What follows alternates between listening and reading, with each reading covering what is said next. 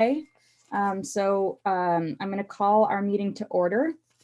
And the one thing that I would ask, I know that there are a lot of speakers here specifically about the presentation on climate and sustainable energy, the Green Workforce Development report, which is absolutely wonderful.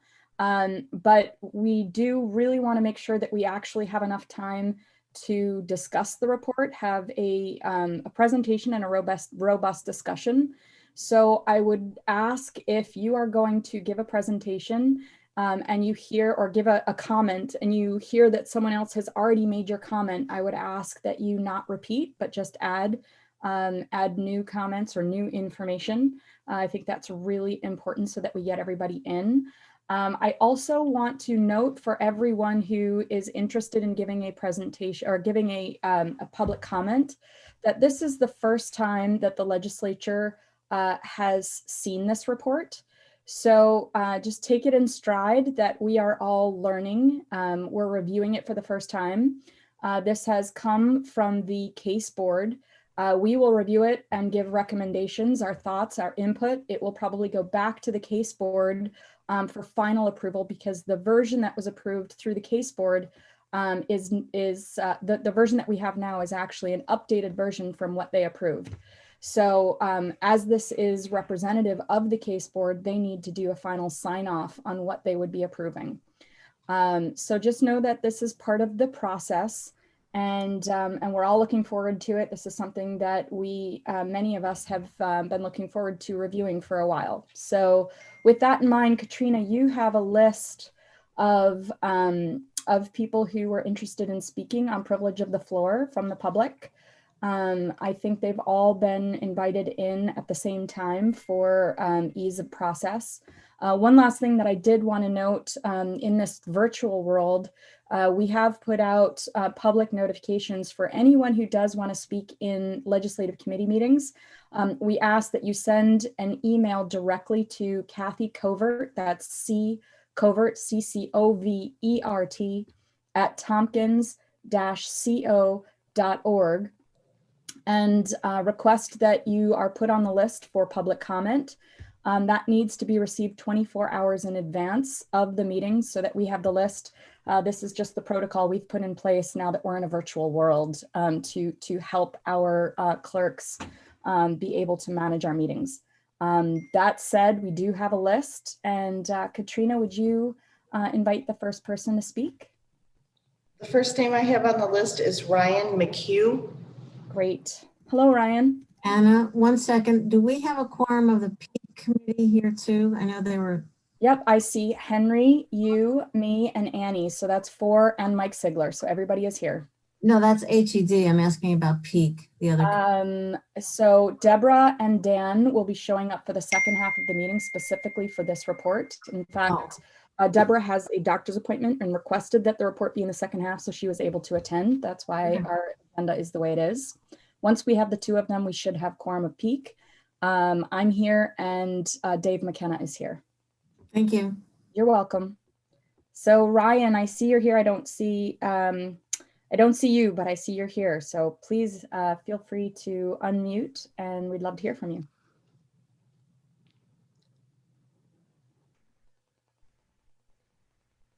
Katrina, is there, can we help unmute? Here we go. All right. So what is behind me is this is just something that I was kind of reading the report and going through, and it made a comment about how us potentially expanding rail or doing investment in that and having that be part of the green job infrastructure we're maybe trying to do in Tompkins County would be unfeasible, maybe economically and socially, because of the potential traffic issues. But I just was thinking, if we have a train, like we're gonna have, some growing pains, but that would get rid of the cars. And then it's the most green option I think we can have. And the fact that we don't have a national train system in the United States is pretty disgusting. And we in Tompkins County can help be leaders in that. I think that is just an opportunity that we have here in Tompkins County. And so I guess I just propose that to the legislature to maybe take that up and try to push that and pressure the state to then invest in this. So yeah, that's all I'll say. Thank you. Thanks, Ryan. Katrina, I'm going to have you call out people. Okay. I have Yana Kalmika.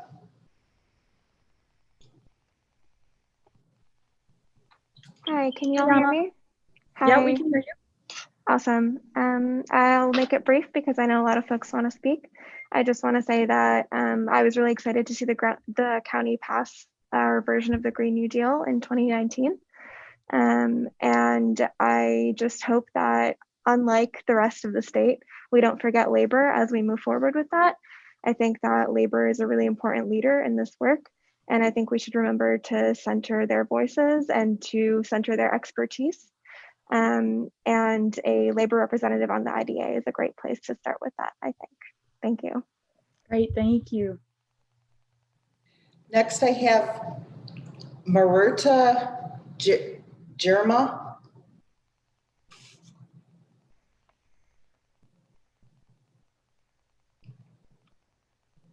I'm looking.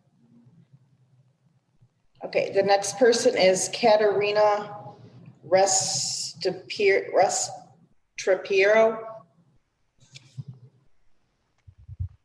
And if we are not saying your name apologize. properly, please feel free to repeat your name when you speak. So looking for Katerina.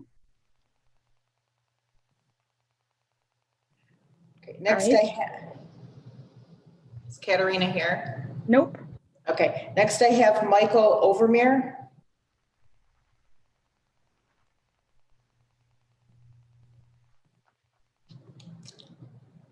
Michael. Let's just keep going on the list. Okay, I have Patty Seigard. I just want to make sure that when you do, if going through with this Green New Deal, we do make sure that we have local labor and maybe some apprenticeship language in some of these jobs that, in some of these green jobs. We just got to make sure that we keep everything local. That's all, thanks. Great, thank you, Patty. Next I have Mikhail Gould.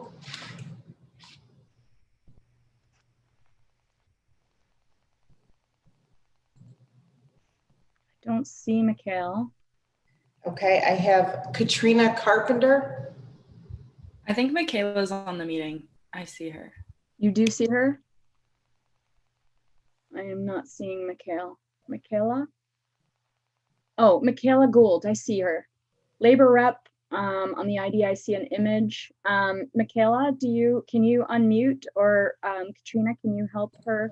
There you go. Sorry, I did not prepare anything to say, but I'm just here to support that we keep green jobs, local jobs.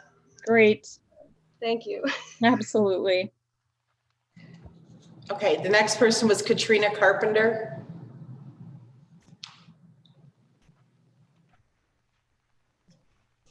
Okay, I have Chris Griswold. I see Chris Griswold. Hi there. I'm just here in support of the proposal that's being made, and I encourage this group to keep in mind their local community as they go through this process and as they consider this proposal. And a Green New Deal really needs to consider local workers, and I just encourage everybody to keep them in mind and push through policies that support them economically, socially, etc. Thank you. Great, thank you, Chris. Okay, the next person I have is Nellie Spears.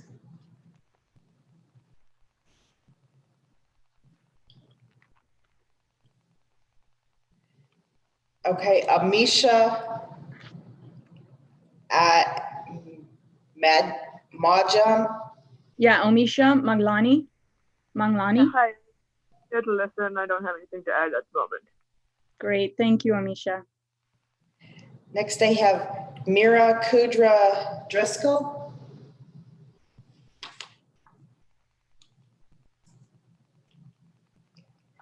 And Julie Fink.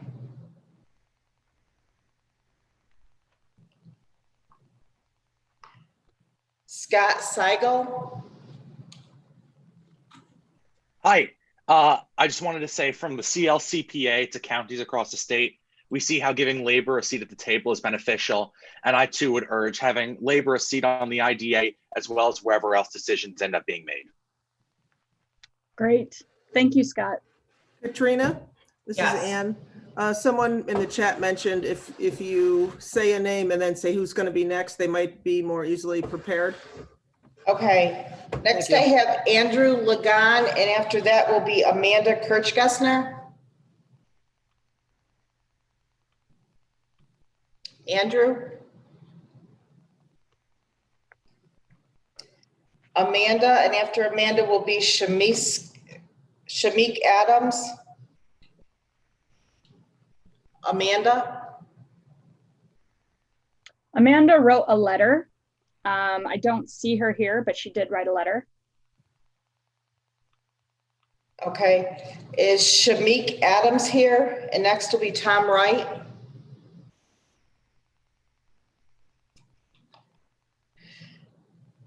Is Tom here?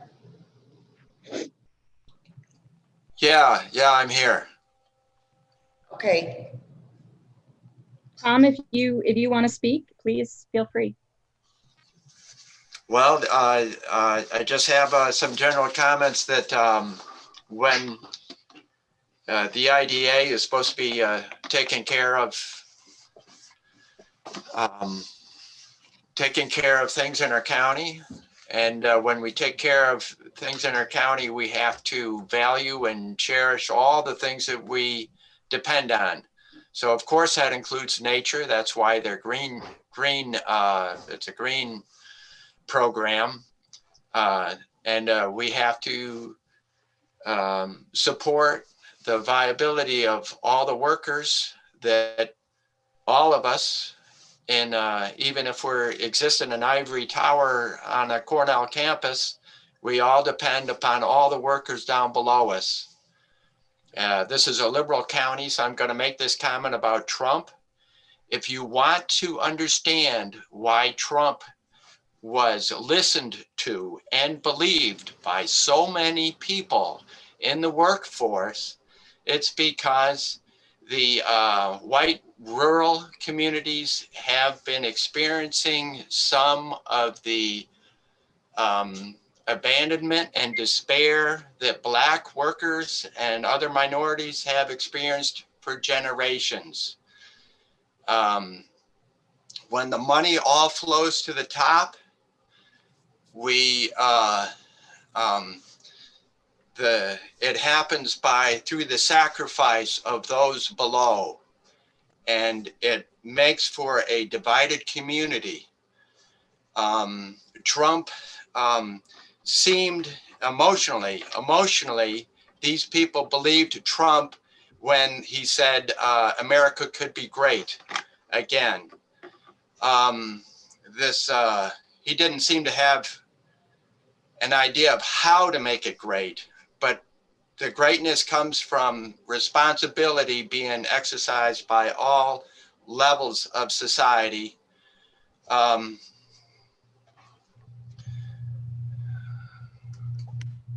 levels of society. And so what we're seeking is worker representation so that we can have more, so that workers can take more responsibility and developers can take more responsibility for the long term rather than just the short term profits. I'm sorry I wasn't a little better prepared, but that there's an integrity to society as a whole, and the essential workers are essential, and they have to be treated as if they're essential, not as just an afterthought. So that kind of sums it up a little bit for me. Thank you for your patience. Thank you, Tom. Next I have Richard Green, and after Richard will be Gerardo Carrillo.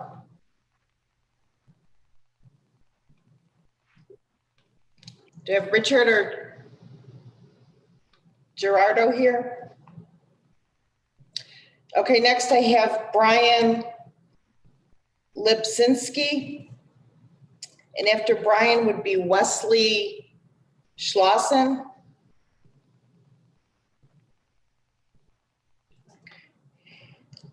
Jeremy Henning,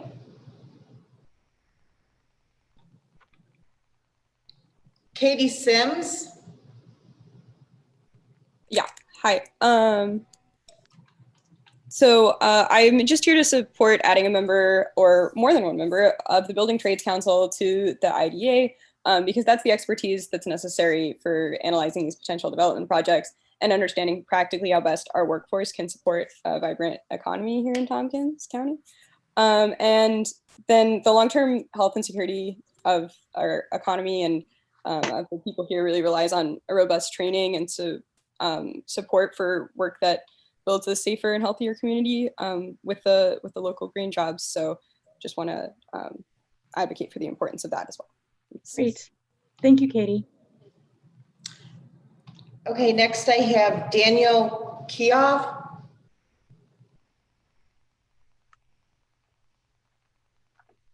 okay, Travis Nevins,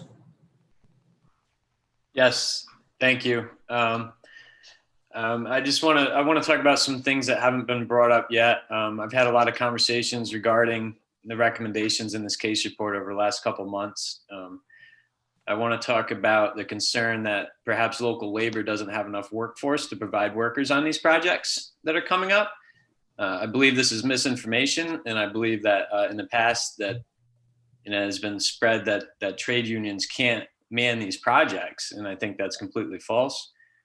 I also understand that the recommendation for 100% labor, local labor, might be a bit lofty. However, I think it's important that the goal of the IDA in a county, reach for 100%.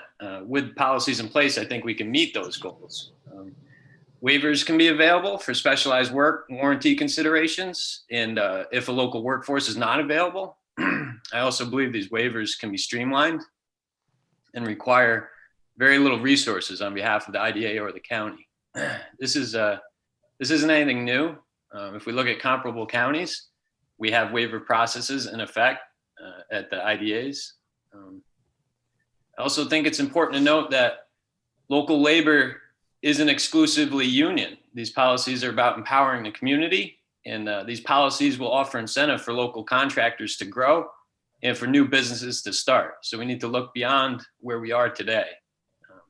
I also have heard labor policy ideas as low as 30% local workers. I think this is way too low, and I think we need to set our policies high and shoot for the stars here and try to come up with some real change.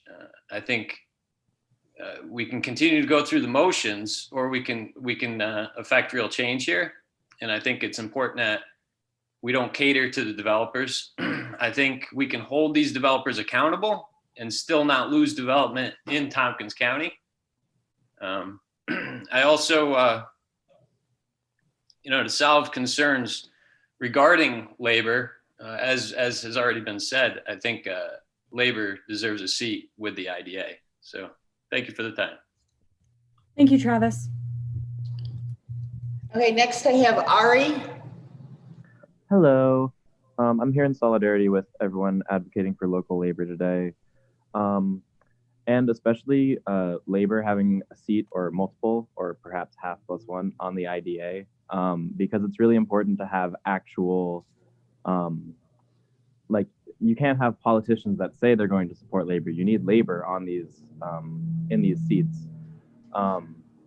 And I advocate for you all to take bold steps into the future here. With this Green New Deal, with these green local jobs, you can really stand up to these developers who really historically don't have any interest in keeping the environment safe or invigorating the local community. And if we take a strong stand for local labor in these green new jobs, for these living wages and prevailing wages, Ithaca can sort of live up to its reputation for leading the nation and being very progressive. And we can really show them how it's done. So I have a lot of faith in you guys. Thank you. Thanks, Ari. Anna, that's all that I have. Is there anybody else who wish to speak?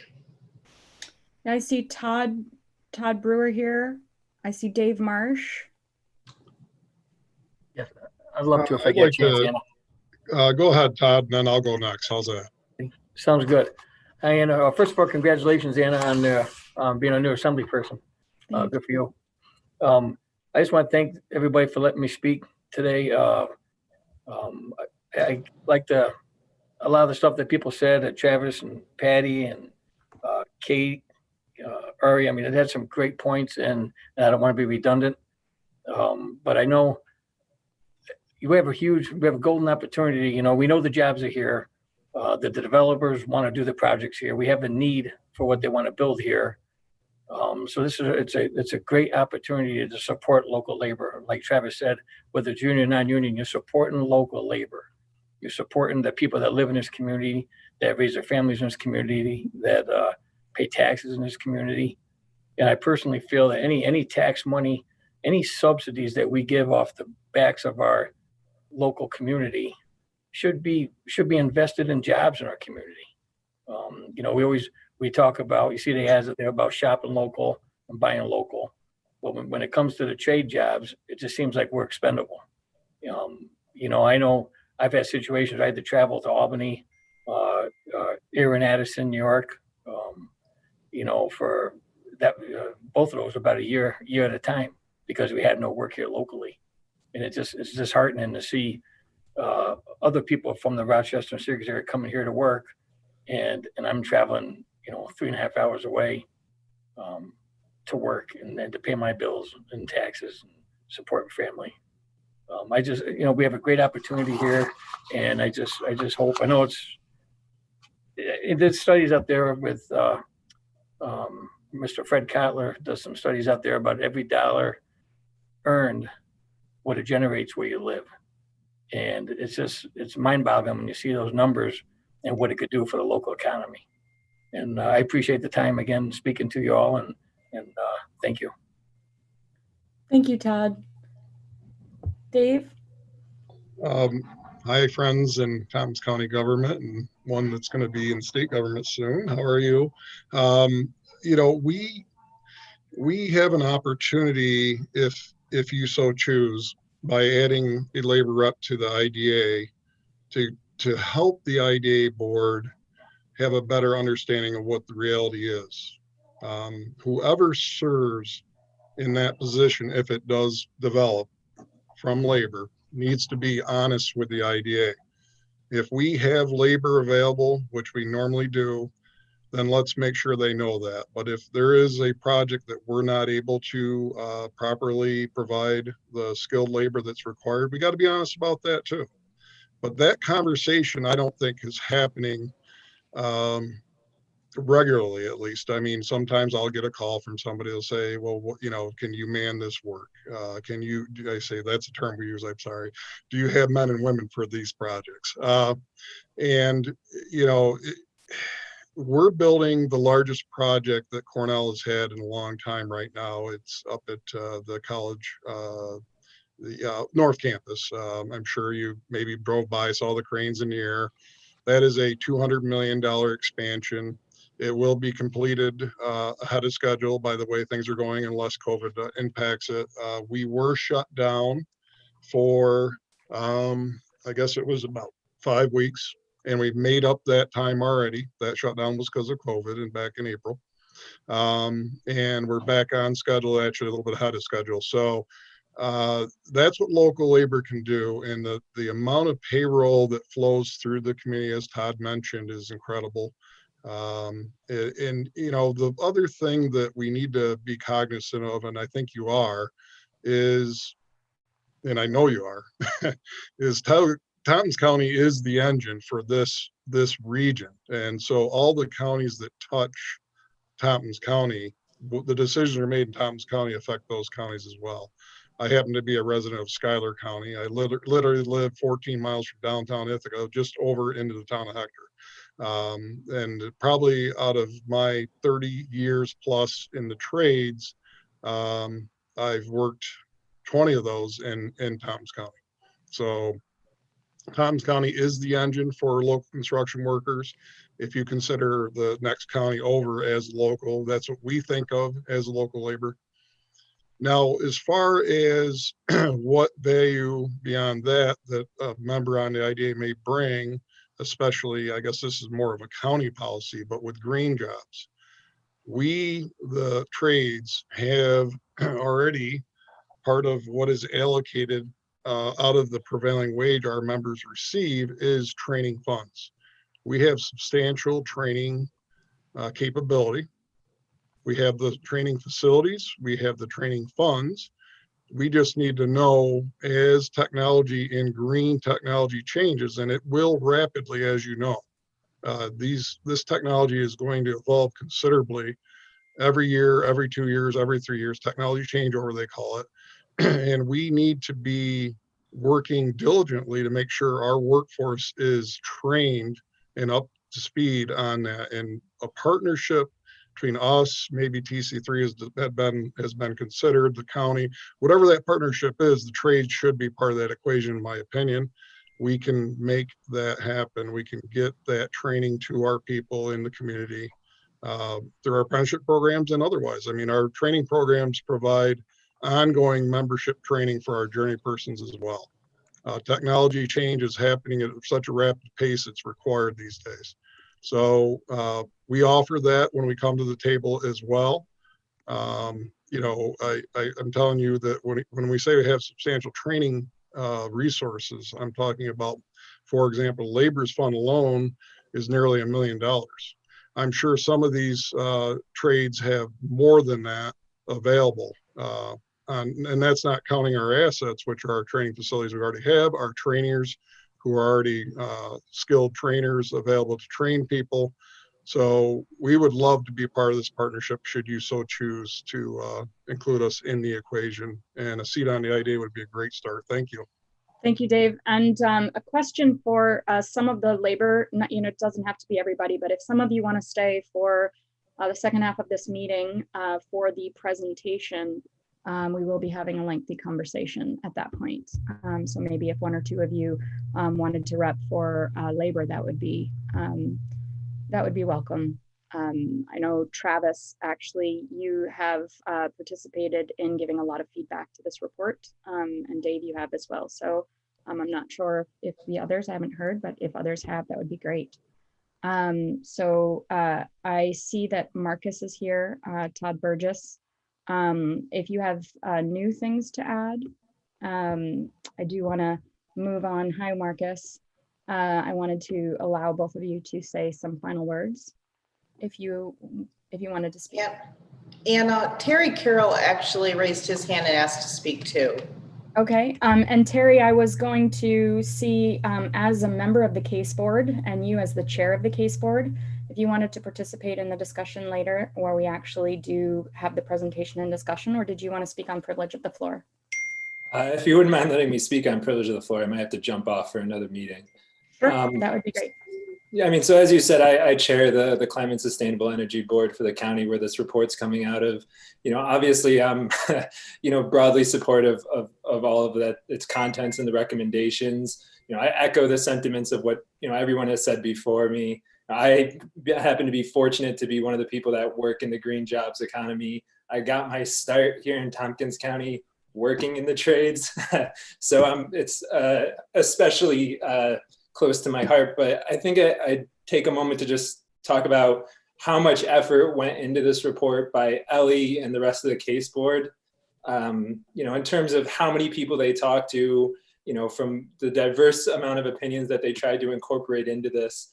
You know, I think they did a really fantastic job of really trying to capture the issue, trying to look at what's going on around the state, around the region, and really trying to come up with what they think would be best for the county and for everyone that lives in the county. So, you know, I really hope that, you know, HED Peak will strongly consider the recommendations, not dismiss them out of hand as maybe too lofty, as too aspirational, but really think about, you know, what could be, you know, and what's the future that we want to see. So, you know, congratulations to Ellie and everyone else involved in this, and hopefully it leads to some, you know, successes in the future for everyone.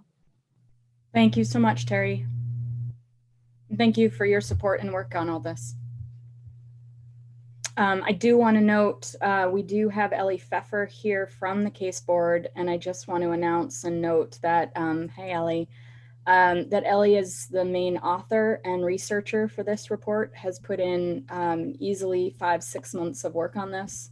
So I just want, while we're all here, to acknowledge her efforts and now expertise in this area after 5 months of blood, sweat, and tears, and sleeping, eating, and drinking this information. So thank you so much for putting this together. We have a bit of a road left to go, but we're getting there with everybody's input, and that's the most important part, is the inclusion that you have created for this, for everybody to give input. Thank you. Last two that I see, Todd, did you have some final words that you wanted to add? There's not a whole lot more that I can add that Dave and Todd and Travis have already added. But again, you know, keeping the labor local, like Todd said, it doesn't mean union labor, it means local labor. And, you know, the trades are skilled in green building technologies. Matter of fact, I'm just been teaching our 4th-year apprentices green building technologies this week in apprentice class. So we're prepared for this type of work, and you know, anything we can do to add to the local economy and keep our neighbors is a positive, I think, for everybody. Thank you, Todd. Marcus? You don't have to. Oh yeah, I unmuted. Hang on. Yeah. Hey, I just want to say that, you know, I was lucky enough to be invited to the meeting as a guest for the labor with the labor council there, and I would just say that having a labor representative on the IDA would help to educate some of the issues that are happening with, you know, out-of-town workers coming into our area. So like, not that we don't welcome out-of-town workers in our area, but when there is, you know, tax abatements, some of that money should go back to local labor. And there's plenty of labor in this area to service most of these projects. So I think that the Labor Council did understand some of the issues that come up more, because I was part of that meeting, and there was a lot of things that they didn't realize about some of the projects that I helped them understand. So I think it would just be, you know, an educational piece. I think that would be good for that. Thanks a lot. Marcus, you mean the local labor committee, right, of the IDA? Yeah, Martha, the local labor committee. Sorry. Yeah, No, okay. that's fine. All right, thanks. And I think we understand the point, Marcus, that sometimes we don't know what we don't know, and having a representative on the IDA who is from local labor may be educational. And I understood that was your point, so I appreciate that point. I did want to note before we move on to the agenda that Deborah Dawson has joined us from Peak. We also have Amanda Champion from Peak, and Shauna Black is here. So we have a large contingent of the legislature. It's become sort of a joint Peak HED meeting, given that the case board actually directly reports to Peak. This is quite a collaboration actually between Deborah and I, that we have been supporting this as a collective and supporting the case board's work for this. Given that it's workforce development specifically, the case board does more than just this. This is one of the reports that the case board has done, but given that this is workforce related and housing and economic development is the appropriate place for workforce discussions, we decided collectively to have the discussion here at HED. So I just wanted to make that clear to everybody, but that the case board does officially report to Peak traditionally. And Anna, Dave McKenna's also here. Yes. And will be joining us. Dan Klein will be joining us around noon. Yes. So we'll have the full contingent of Peakers. Yep, we shared that in the beginning of the meeting. We're just continuing to expand. We may have, at least 10 representatives of the legislature by the end of this meeting, which is actually wonderful. This is an important report. So I want to, in the interest of having a robust conversation about this report, I'm going to move on, since we've covered our full list of people who have asked to speak, and move on to any changes to the agenda. I do not have any. Do any other members of HED have any changes to the agenda that they wanted to present. And before I go on, I do want to again thank everyone who did come to speak to Privilege of the Floor and share your interest in this report for the legislature. So really thank you for the time and coming so that it expands the transparency of this work. Minutes approval. We have the October 22nd, 2020 minutes. Did anyone can move that? Or Annie, I see you moving that. Can we have a second?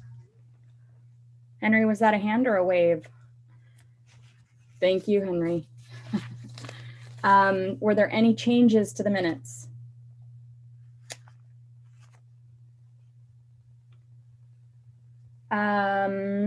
Okay, I will get back to that point, Martha. I'd like to vote on the minutes. Martha?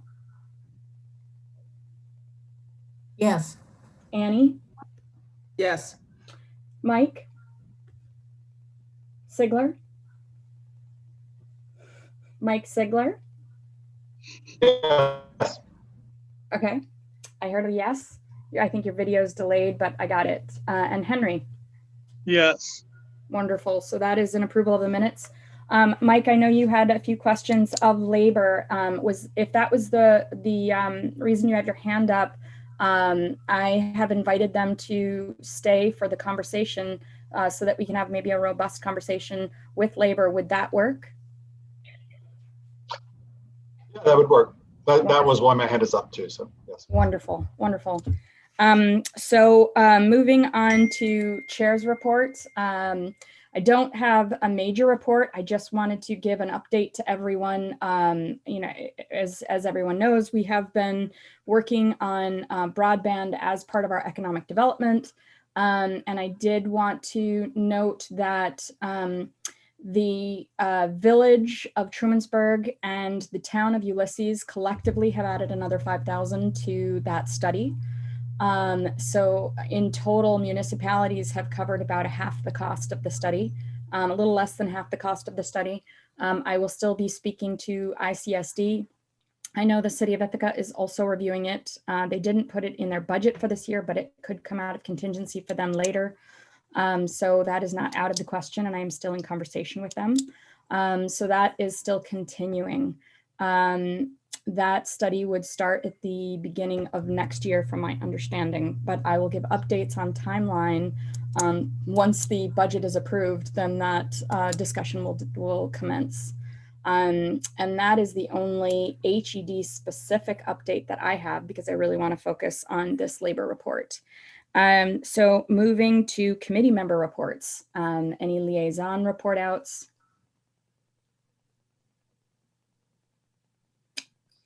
Not seeing anyone, not seeing any raised hands. County administrator's report. I saw that Jason Molino is here. I don't know if he has any report out. I was going to give you an hour-and-a-half long presentation, but I figured I would pass today, considering there are more urgent issues to discuss. No, I don't have a report. I'll yield my time so we can get to the labor. Thank you, though. Wonderful. Thanks, Jason. I'll look forward to that hour-and-a-half report next time. Then moving on to housing, we have the Community Housing Development Fund Round 21 memo. That's ID 9725, and I see Megan here. Do you want to give us a summary of this, the Community Housing Development Fund Round 21? It was very busy this year, this round. It was. I'll try to keep it to a minute and a half since you've got the projects listed that were recommended for approval. You will see the ones with county funds in them come to you as they're ready for seeker and moving forward. I have to say a big kudos to our entire program oversight committee, as well as to David West and Martha Robertson, who's our chair, because as you can see, it was a lot of requests and we did not originally think that it was going to be easy to fund everything and keep all projects rolling.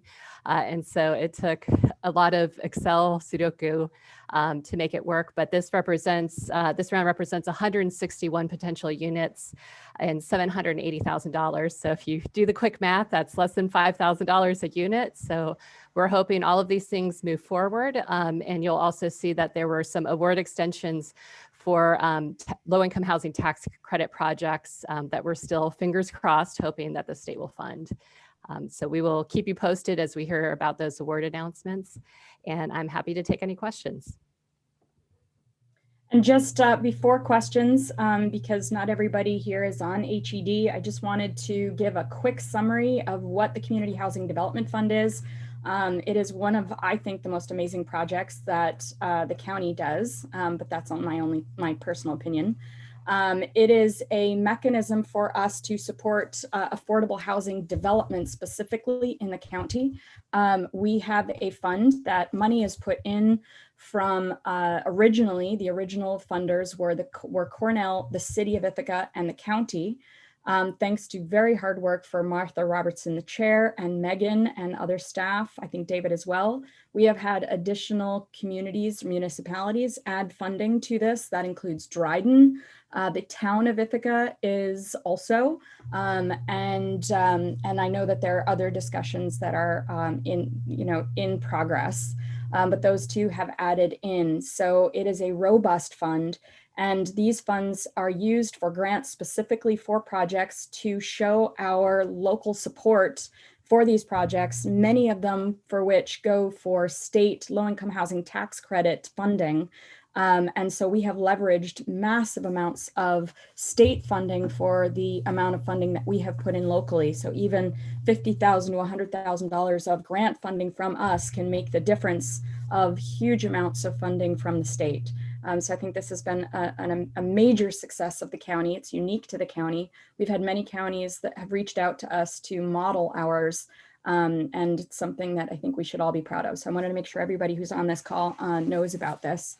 And thank you, Megan, for giving us this update. It's very exciting.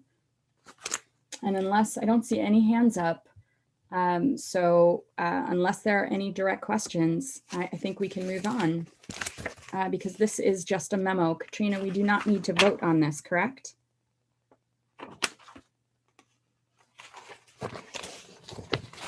Just a second. I do not think so, no. Right. Wonderful.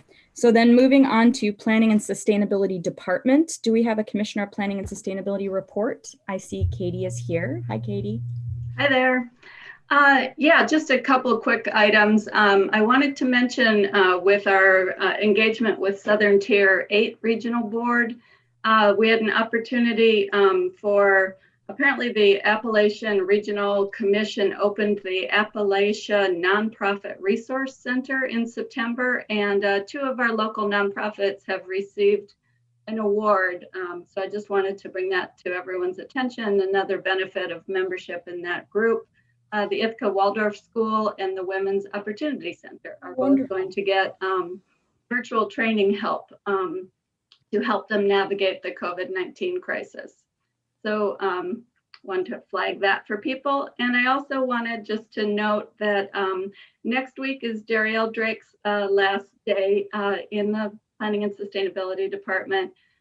We had a little celebration for her last week, a socially distanced walk around Cass Park, and it was a great send-off. But she's done a lot for the county around housing and tourism in particular, and just wanted to recognize her efforts and let you all know that Jennifer Liu, most recently from Board of Elections, has joined our staff this past Monday. So she will be, she's having a little overlap with Darielle, and we're looking forward to working closely with Jennifer. Oh, that's and that's it from me. We are recruiting for David's position. There's a lot happening right now. So if anyone on the call knows any great senior planners who might have some experience in housing or affordability or development, please send them to the HR website. We'd love to interview them. Yeah, and David West has done an amazing job with the Community Housing Development Fund and other housing initiatives, specifically incremental development, bringing them here so we could explore incremental development patterns and promote that kind of development in the community. He's done wonderful things in his short amount of time here and is now stepping into the lead planner for Danby, the town of Danby. I know they want to do a lot of smart planning in their hamlet slash village. I'm not sure technically. but kudos to him and a great send off.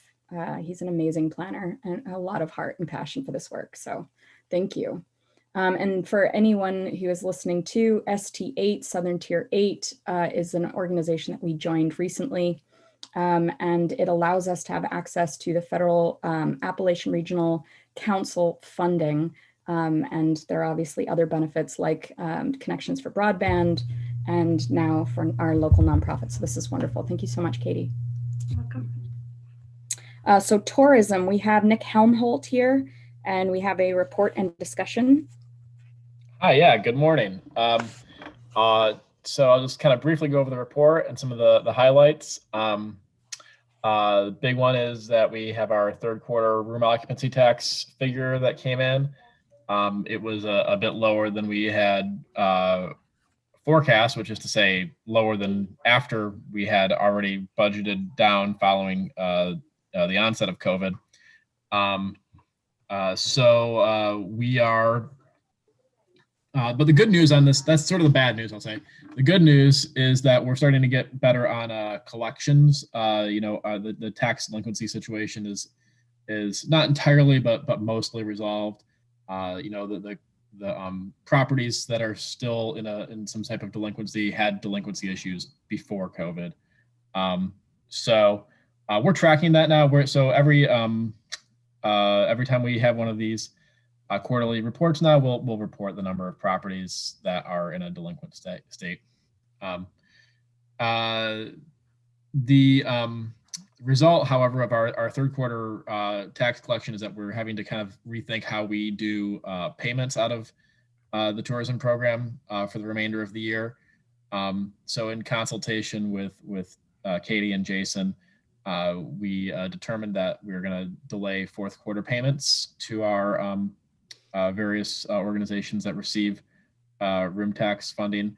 This includes Downtown Ithaca Alliance and Community Arts Partnership, CCE Tompkins, and the Chamber of Commerce and the CVB, of course, and in addition to the ACOD grant recipients. So that's unfortunate, but we expect that we will, if the fourth quarter comes in as we're forecasting, we should be able to make those payments in full. So as they say, better late than never.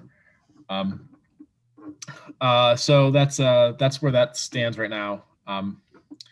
You'll recall at previous meetings we had talked regarding the a survey to understand better where things were with the small lodging community and short-term rentals. That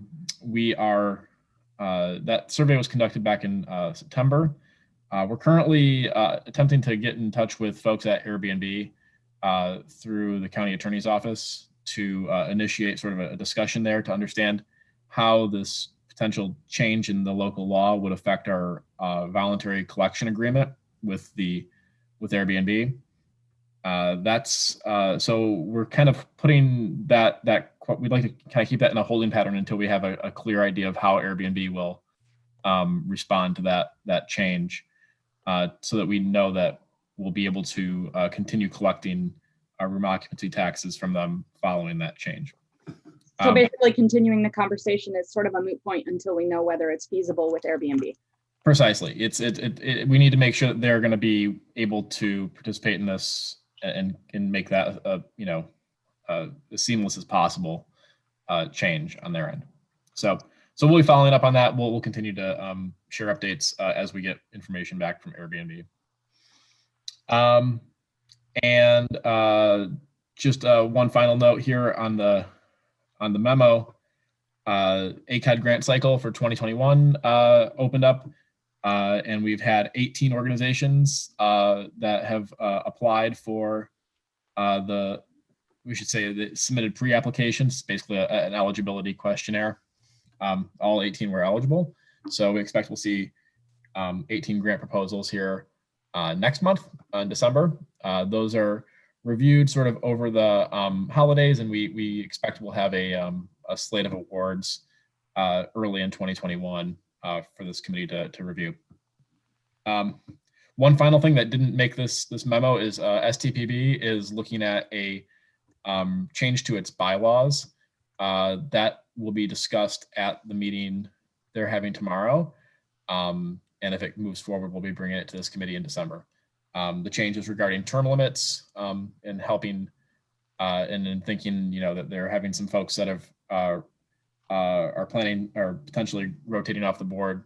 This would be a way for them to extend terms for one more term for members. In the situation we're having right now is that it's very hard to recruit new members for that board and very hard to onboard them. So that's what they're looking at as a fix for that issue. And if it moves forward, I'll be happy to answer any questions. So Great, thank you. We do have questions. I see Martha and Henry. Martha first. Thanks, Hannah. Thanks, Nick. I'm looking at packet page 14 and 15, the long list of 30 organizations and how much they received in 2018 and 2019 and 2020 year to date. Can you give us a sense of, obviously they're really all across the board from zero to near full funding. Actually, one got more funding. So is there a summary statement of how it was decided to award the 2020 funds? It's all pretty much baked into the budget adjustment that we did back in June. I could pull that and share it with the committee here. But basically, yeah, that table shows how much each organization has budgeted for in 2020. That not necessarily money out the door.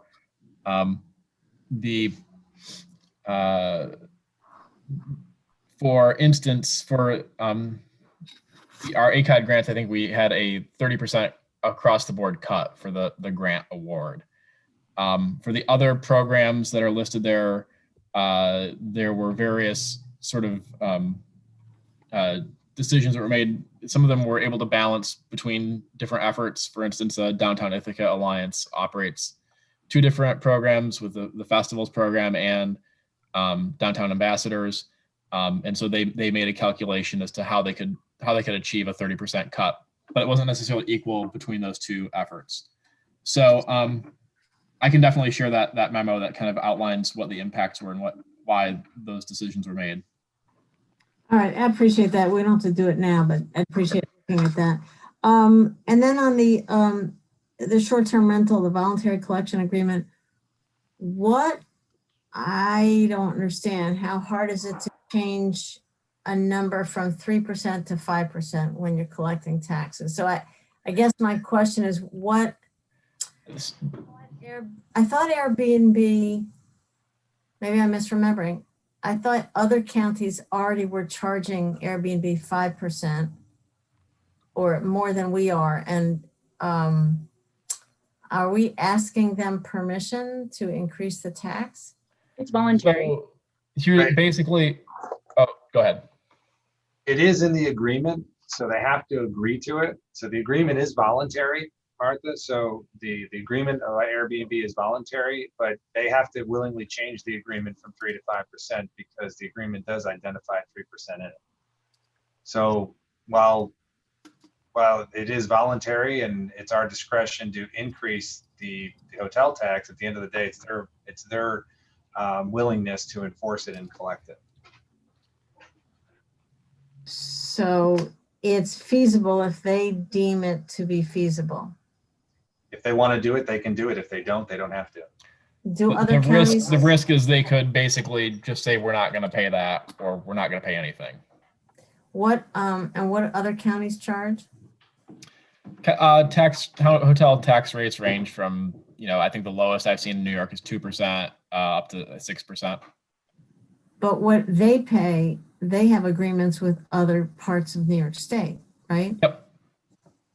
And how much do they pay in other parts of New York State? The tax rate in those places. I mean, it's they pay whatever the tax rate is. Mm-hmm. Okay. I think the operative here is that it's voluntary and we can't make them do it. So one of the things that Jonathan Wood spoke to, I think briefly, or I spoke to him about is, regardless of what we want, we still have to go through the process of a negotiation with them. and we shouldn't do our process of setting a policy prior to having that discussion. That would be an inappropriate timeline. So we're waiting for that discussion to happen. Okay, thanks. Yep. Henry? Yes, I want to follow up on this discussion about Airbnb. When is the survey going to be reported to us? I'm planning to report that when we have a result back from Airbnb as well, trying to have this all come out in one piece. Okay, and has Jonathan spoken to Airbnb yet? He's reached out to them, but he hasn't gotten a call back. Okay. I also want to talk to you about the fourth quarter payments. How long are they going to be delayed? Yeah, typically we'd be making fourth quarter payments around now, and we'd start in November, and they're right now we're looking at early January.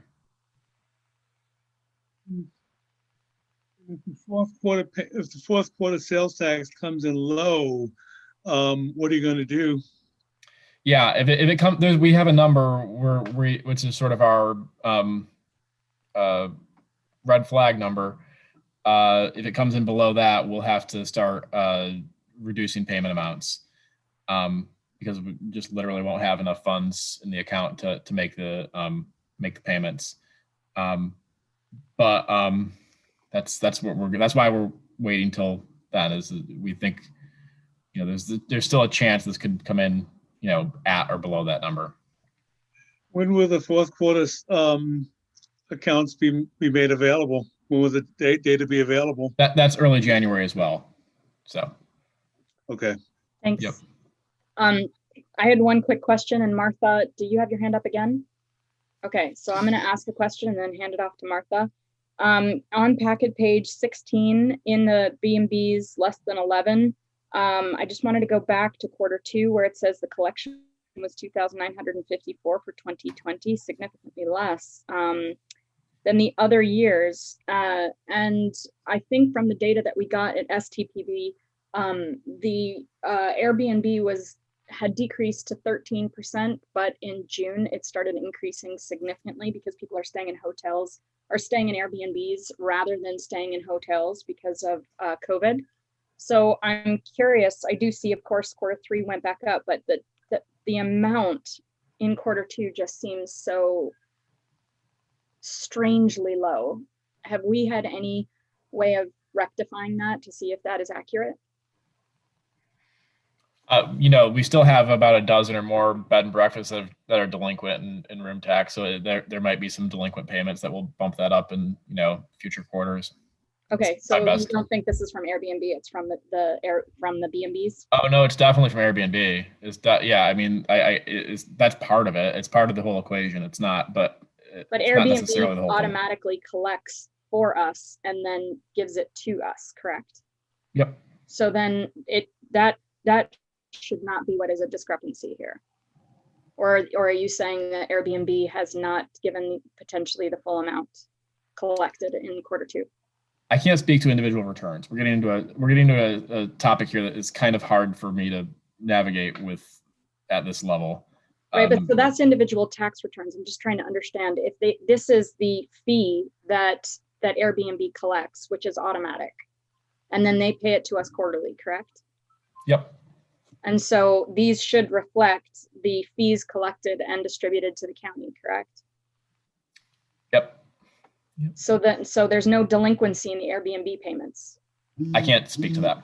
Okay, all right. Then we can maybe follow up on that to see if there's any delinquency from Airbnb. Martha? Thanks, Anna, for the second bite. I hope that our stance is that we're not just going to wait for them to respond to a call. There will be a push. Yes, there's a negotiation that will happen. If Jonathan Wood has left a phone message, that's not all that's happening. So there is a process, just to make sure clear. Okay, I want to make sure we have some confidence that we're making those kinds of inquiries. Yep. Thanks. Henry, last word, if you can keep it short. Yes. Are you going to try to expand the voluntary collection with like VRBO or other organizations that do short-term rentals in the county? You know, I think we would only do that after we have the room tax law changed. If we're not going to change it, if the legislature decides to vote that down, we'll do it then too. I think while it's up in the air right now, I'd hold off on contacting Verbo or Flipkey or anybody else. Okay, thank you. Okay, thank you, Nick. I appreciate. I know you've Sure been thing. working like crazy on this to try and pull it all together. So thank you. And I want to move quickly to through two other should be uncontroversial points so we can move to the discussion of the day. We have transportation. There's a resolution affirming Ithaca Tompkins County Transportation Council, ITCTC, recommendation to increase the ITCTC staff directory salary. That is ID 9680. Can I have someone put that on the table? I see Annie, seconded by Martha. Do I see Fernando here? I thought I saw his name earlier. There he is. Yes, I'm here. Hi, did you want to add anything to this? No, just explain this as a procedural step. My position is evaluated and salary recommendations are made by the Transportation Council and an advisory committee, oversight committee, and the county needs to process this resolution to move it into the budget. And just before we jump into questions, it noted in the resolution that it was above the average amount for equivalent positions. Can you explain that a bit? That has been the case since, I believe, 1993. Basically, my position salary right now does not match the salary schedules that the county has. The council has approved this salary level, and there is a this is indeed the process. There's a process to accept salaries that are above the salary range that the county absolutely. has. Yeah. No, I understand that. I was just curious because many of us were not here in the early 1990s. Yes. So I'm just, for historical purposes, trying to understand the rationale for why it was set above the. I wasn't here in 1993 either. Okay. But the council, every year reviews the position, does an evaluation. We go through a process, and then they make the recommendations for salaries. Right, and this is just a 2% cost of living adjustment. So I just want to note this is not anything beyond that. So I have Martha and then Annie. Yeah, this is an entity called the MPO, Metropolitan Planning Organization. It's a federal entity, and this is federal money. Is that right, Fernando? That the budget, the whole thing comes out of the federal government. We're just a pass-through, correct? Correct. The county is a host agency for the MPO. Right. People may not understand that host means that the money comes from somewhere else. So actually, that's in the resolution. So I guess I would like to see some kind of language added to this, though I didn't write anything before this. But if other people want to talk about it, come up with some language to suggest to make this relatively easy. Well, we could also, Annie has a comment. I can let Annie and Martha, if you want to work on something. And if you don't have it in time before we move on, that's fine. We can always do it on the floor and the ledge. Yeah, and I understand your point, just for clarity purposes for the public. Annie? I was going to say the exact same thing that Martha did, so she covered it. Great. Well, that doesn't give you much time, Martha. I think, everybody, especially now that we have so many legislators here, at least everybody will have the heads up that you are going to create a clarifying whereas statement. It doesn't change the nature or spirit of the resolution. So I suggest we actually vote on it. And then if you have something, we can do that on the floor. Is that okay, Martha? Sounds fine. Great. All right. So I am going to do a roll call. Henry? Yes. Mike Sigler? Yes. Annie? Yes. Martha? Yes. And I'm a yes, so that is unanimous. Moving on to ID 9722, appropriation from contingent fund, terminal pay, Office of Employment and Training to positions. And I don't know, there you are, Natalie. Hi, would you like to give us a quick summary? Sure. Hi, everybody. Good to see you again. Wonderful to see you. By the way, I have a major construction site behind me, so if you hear some banging and clanging, that is the sound of jobs. We're very happy about that. Yes, for the resolution, this represents terminal pay for 2 workers at the Career Center, one of whom is retiring, and the other of whom is going on toward another path in her career. And so in addition to the terminal pay, I would just like to say thank you to them and the entirety of the Career Center staff who've been working diligently and nonstop over the past 8 months. And I know that you've all heard me say this before, but just a big cheer out to them. Does anybody have any questions? Great. Thank you, Natalie, so much. Oh, Annie, you had a question? Yes. Regarding just our contingent fund money, I had thought we had some issues about having enough money in our contingent fund. Am I correct in that? Yes, I can tell you what I know. I understand that actually we were the last department to make a request before the final calculations were made. And I know that there is a new process, or I should say an updated process in place for making requests to the contingency fund.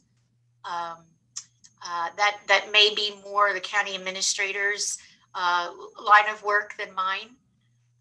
But we have had this signed off by the finance department and county administration, if that helps.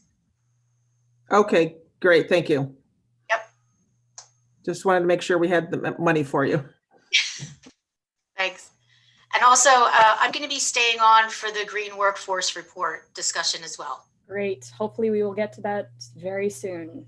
Henry, I'm going to give you the last quick question. Yes, is this the only enterprise unit that doesn't have an alternative source of funding? Can't hear you, Henry. You've got to speak to your microphone. Okay, can you hear me now? Yeah, it's just when you turn your head. Yeah. Okay. Is this the only enterprise unit that does not have alternative sources of funding for terminal pay? That is my understanding. It's the only one. This is what I recall from a year or two ago. Jason, is that true? Is Jason here? I think Jason is the one to answer that question, and he seems to have stepped away. He said he was going to be here for the presentation, though. So,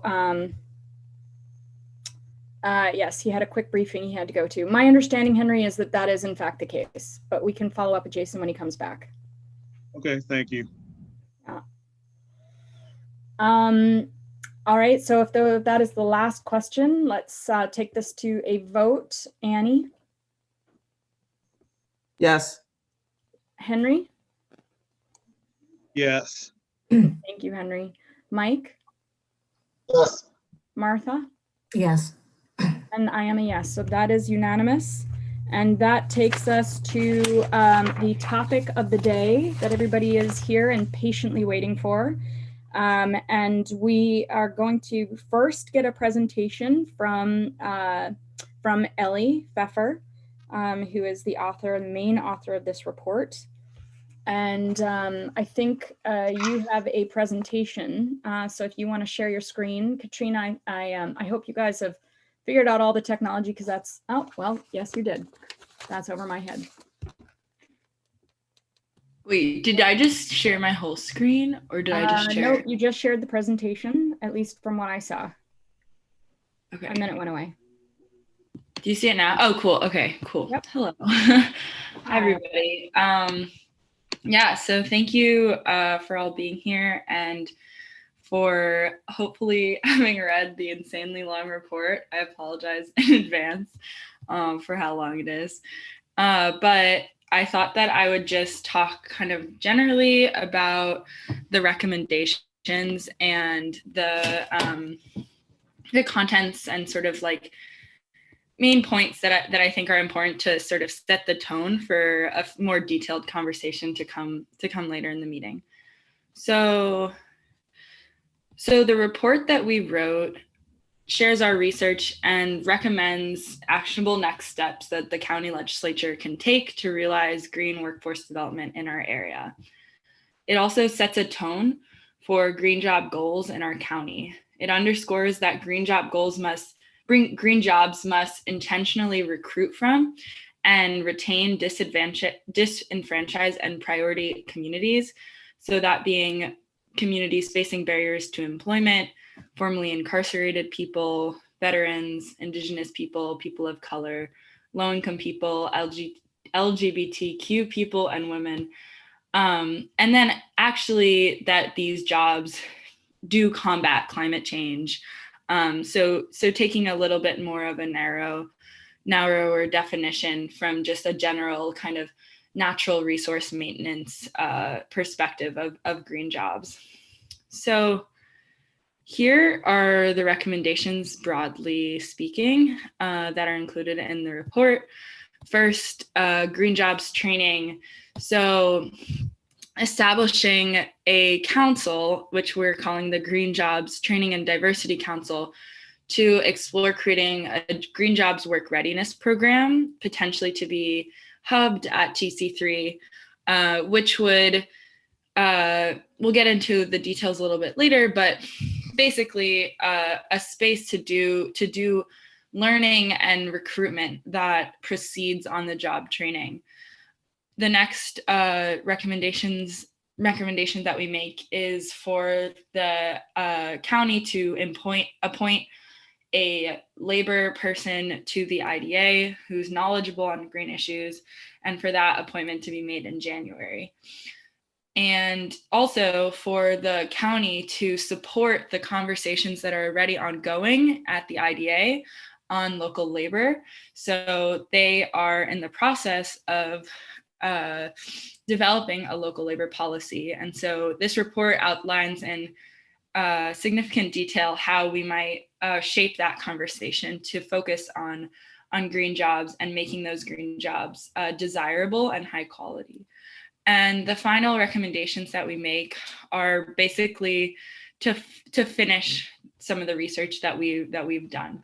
So at the request of Natalie Bernosky, we'd like to calculate a real number through the Workforce Development Board of local people out of work, unemployed, and working, and people who are working multiple jobs, so that we can then establish a target number for how many green jobs we want to create. And then we started this list in our report, but we'd love for these lists to be refined and published either on the county website or Tompkins workforce websites, or other ideas are welcome as well. But these lists would include the clean energy employers in the area, stakeholders in the climate workforce, and funding mechanisms for green jobs growth. So this is just a broad overlook, but to get more into the details, the first recommendation that we make, the Green Jobs Training Program, the goals would be to widen interest for and expand the pipeline to green jobs through recruitment. So creating a larger, basically, there are people who are already taking courses at TC3. If we have a green jobs program there, they could be directed there. If there are people who perhaps don't know if this would be the career path for them, but want to at least take a class or a micro credential or something like that in a program like this, it would just be a way to broaden the pipeline. This also would even the playing field between people with and without barriers to employment entering the green sectors. And it would be a way to set the tone for a lot of the construction work to be focused on environmental stewardship. So this program could focus on environmental literacy and climate change awareness. So yeah, moving on, the IDA green labor section of the report. Just before we get into those details, I wanted to mention that when it comes to the IDA, the case board is recommending two things. One is that you directly appoint at least one labor rep with knowledge of green technology to the IDA. And then the second is that you make recommendations to influence the IDA's labor policy, which is currently being drafted. So the note is just that we recognize that you don't have the power to actually make those policies, but that you can still make these recommendations. And we find that that would actually be a crucial step. Just the way that the IDA is structured is likely that the county's influence will be significant. And so yeah, we recognize that it's not your policy, but that it's important that you make some sort of recommendations, and we hope these. So going forward, the IDA labor policy that we're recommending here is broad and specific at the same time. It's broad in that it does encompass sort of general labor protections for the IDA projects, but it's also specific because IDA labor policy is green jobs policy in a lot of ways. The IDA finances both huge solar projects and provides financial assistance to clean energy efficiency projects for small businesses. And since all projects must use heat pumps, and many now with the new energy supplement abatement are tailored to the Ithaca Energy Code supplement, even the large developments that the IDA finances do enable the workers to do green work. And then the workers who do even the large developments that the IDA finances also are the same workers, same local workers when they do hire locally, who do small scale retrofit work that will be really critical to our climate response. So the argument here is that if we are to create more protections for labor with on the IDA, making policies that are supporting local workers and not out of town workers, that we're creating policies that support the use of project labor agreements, which can in turn create more protections and create even the opportunity to set targets for minority and women and other priority population participation on these projects. This can just become a tool for making it more desirable to work on green projects and do green work in our county. So yeah. So now just to go into like a little bit more detail on the IDA labor appointment. So right now we have a sore lack of worker voices at the table. Right now we have a lot of legislators on the IDA, which the case board thinks is actually great, even though we've heard that New York State does not like that. It is democratic in that way. But we don't have a seat to represent the workers who build each and every one of our IDA projects. The IDA's mission includes job creation. And so in that effort, they have a local labor subcommittee, but they actually don't have any actual labor seats at the table. I know Marcus spoke earlier, but at least as far as he and others have been made aware, that he was just a guest to one of their meetings. And so I think it really identifies this sort of irony to the IDA mission, and the responsibility for making such an appointment does lie in the hands of the county legislators. So is this a kind of outrageous thing to do? No, not at all. Counties all across the state have labor appointees on their IDAs, including, and this is not comprehensive research at this point, but it does include Chautauqua County, Monroe County, Chemung County, and Broome County. And Erie County even has multiple labor appointees, and one of their labor appointees is the vice chair of the IDA. So if the county decided to appoint labor to the IDA, it would be basically meeting its peers. So it would not be at all outrageous. It would be aligning with the norm. So, and then just to underscore sort of some of the points that I made above, is just that appointing a labor person to the IDA does support the green workforce. IDA projects do support the green workforce. And so if we want to increase the quality and desirability of green jobs, we do need the perspectives of people actually doing this work on the IDA. The IDA is the decision-making body that decides where tax exemptions are granted. And so it's really important that we're supporting our local workforce in that sense, and doing it in a way that supports green work as well. Another important point is that adding more IDA policies doesn't inherently make a project more costly. A lot of times that we speak in broad terms about developer concerns on this front about whether or not a development should actually have to abide by certain community established policies, but really, I mean, local labor, for example, and this is actually done. There was a report done by the formerly known as TCAT, now IAD, about the IDA projects. They identified 3 that they studied and on their local labor usage.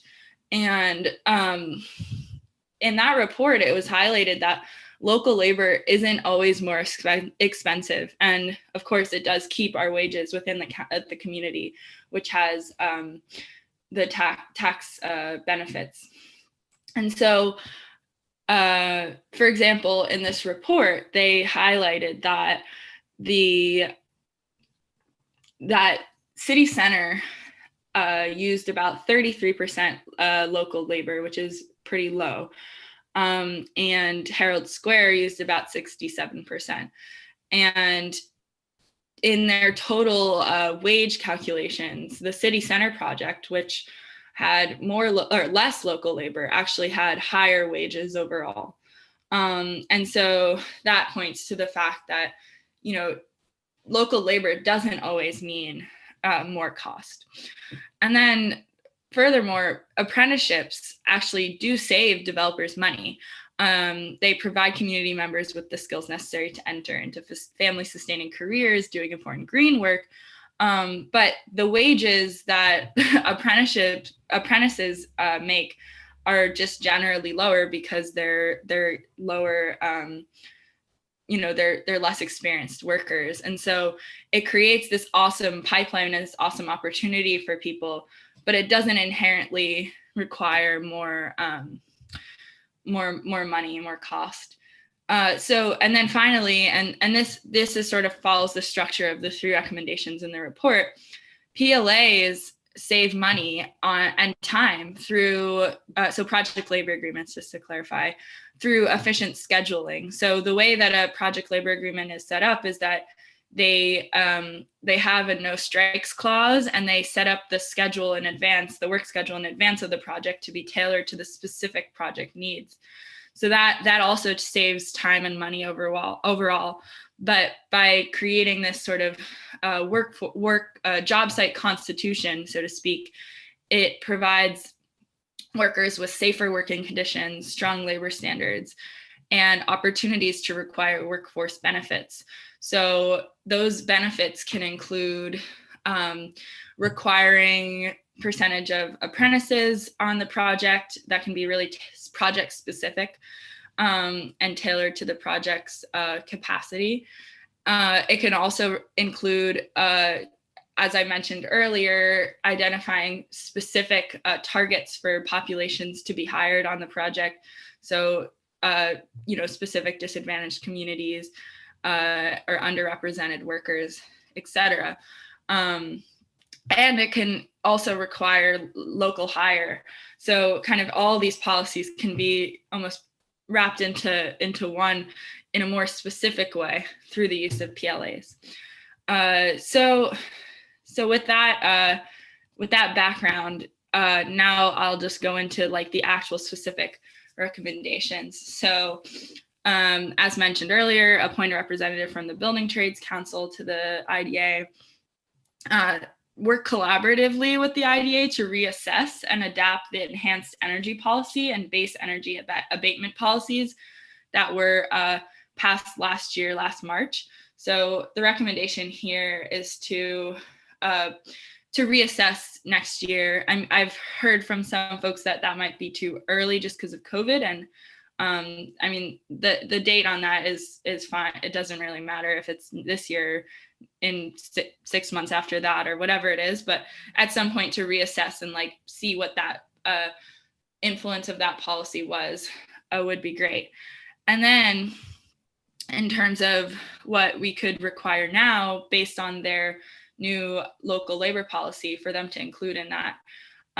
So we would require that 100% of all project employees are required to reside in Tompkins and contiguous counties unless they request and qualify for a waiver.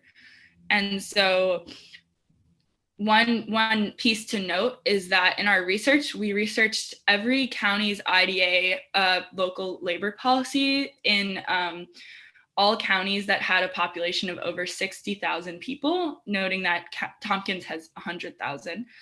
And of all the counties that have a binding local labor policy, every single one of them requires over 70% of project employees to be residents of the contiguous counties or the county that the policy is made in. So the idea of having 100% as our number, as our goal, is that yes, there are going to be times when we don't have workers to fulfill, locally to do these projects, but by identifying a high target, we actually create even more job opportunities. So we create, we don't have a lot of iron workers in our county, for example, but if we created a policy like this, it's very likely that an iron working contractor or basically like people who are iron workers would come to our county because they know that they would have priority. And so by shooting high, we get to make sure that we're incentivizing local labor while also recognizing through the waiver process that there are going to be times when we don't have the workforce, or when a project requires a warranty where local workers aren't qualified or something like that, or there's specialty work. Those are the sort of three qualifications that we've outlined that have precedence in other counties for the waiver process. But basically, if we have this high target, we're still, it doesn't mean that every single project actually has 100% local labor. It just means that that's what we're shooting for, because we're imagining a workforce where that is possible. And we're heading towards that as our goal. And then the next policy is that the developers receiving tax abatements incentivize participation in apprenticeship programs or contribute to a Green Jobs Training Fund to support the aforementioned Green Work Readiness Program. So the way that we're structuring that policy is to be based very closely on the workforce housing policy that was recently passed at the IDA. So it's an either or situation. Either you have 10% of the workforce be apprentices, or you pay $2 for every $1,000 of the total project cost of the project into green training, and forgot what we called it, but basically a green jobs training fund to support pre-apprenticeships. So like legally, you can't actually support apprenticeships if you're not the union itself, but you can support pre-apprenticeship programs like the one mentioned earlier in the report. So it'd be an either or.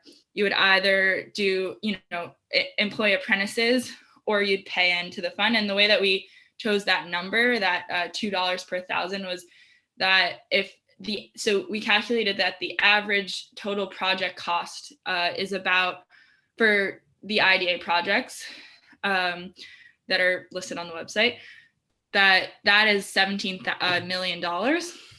And so if you have this set up, it would basically be 40. So that project would get, or I think would pay like $35,000 into a pre-apprenticeship fund, which we considered big enough to like actually make a difference, but not really super too much to like push the developer away from the project. So, and then the final one is that developers with a total project cost over $7 million would be required to conduct feasibility studies on the labor cost savings and potential workforce benefits of the use of project labor agreements.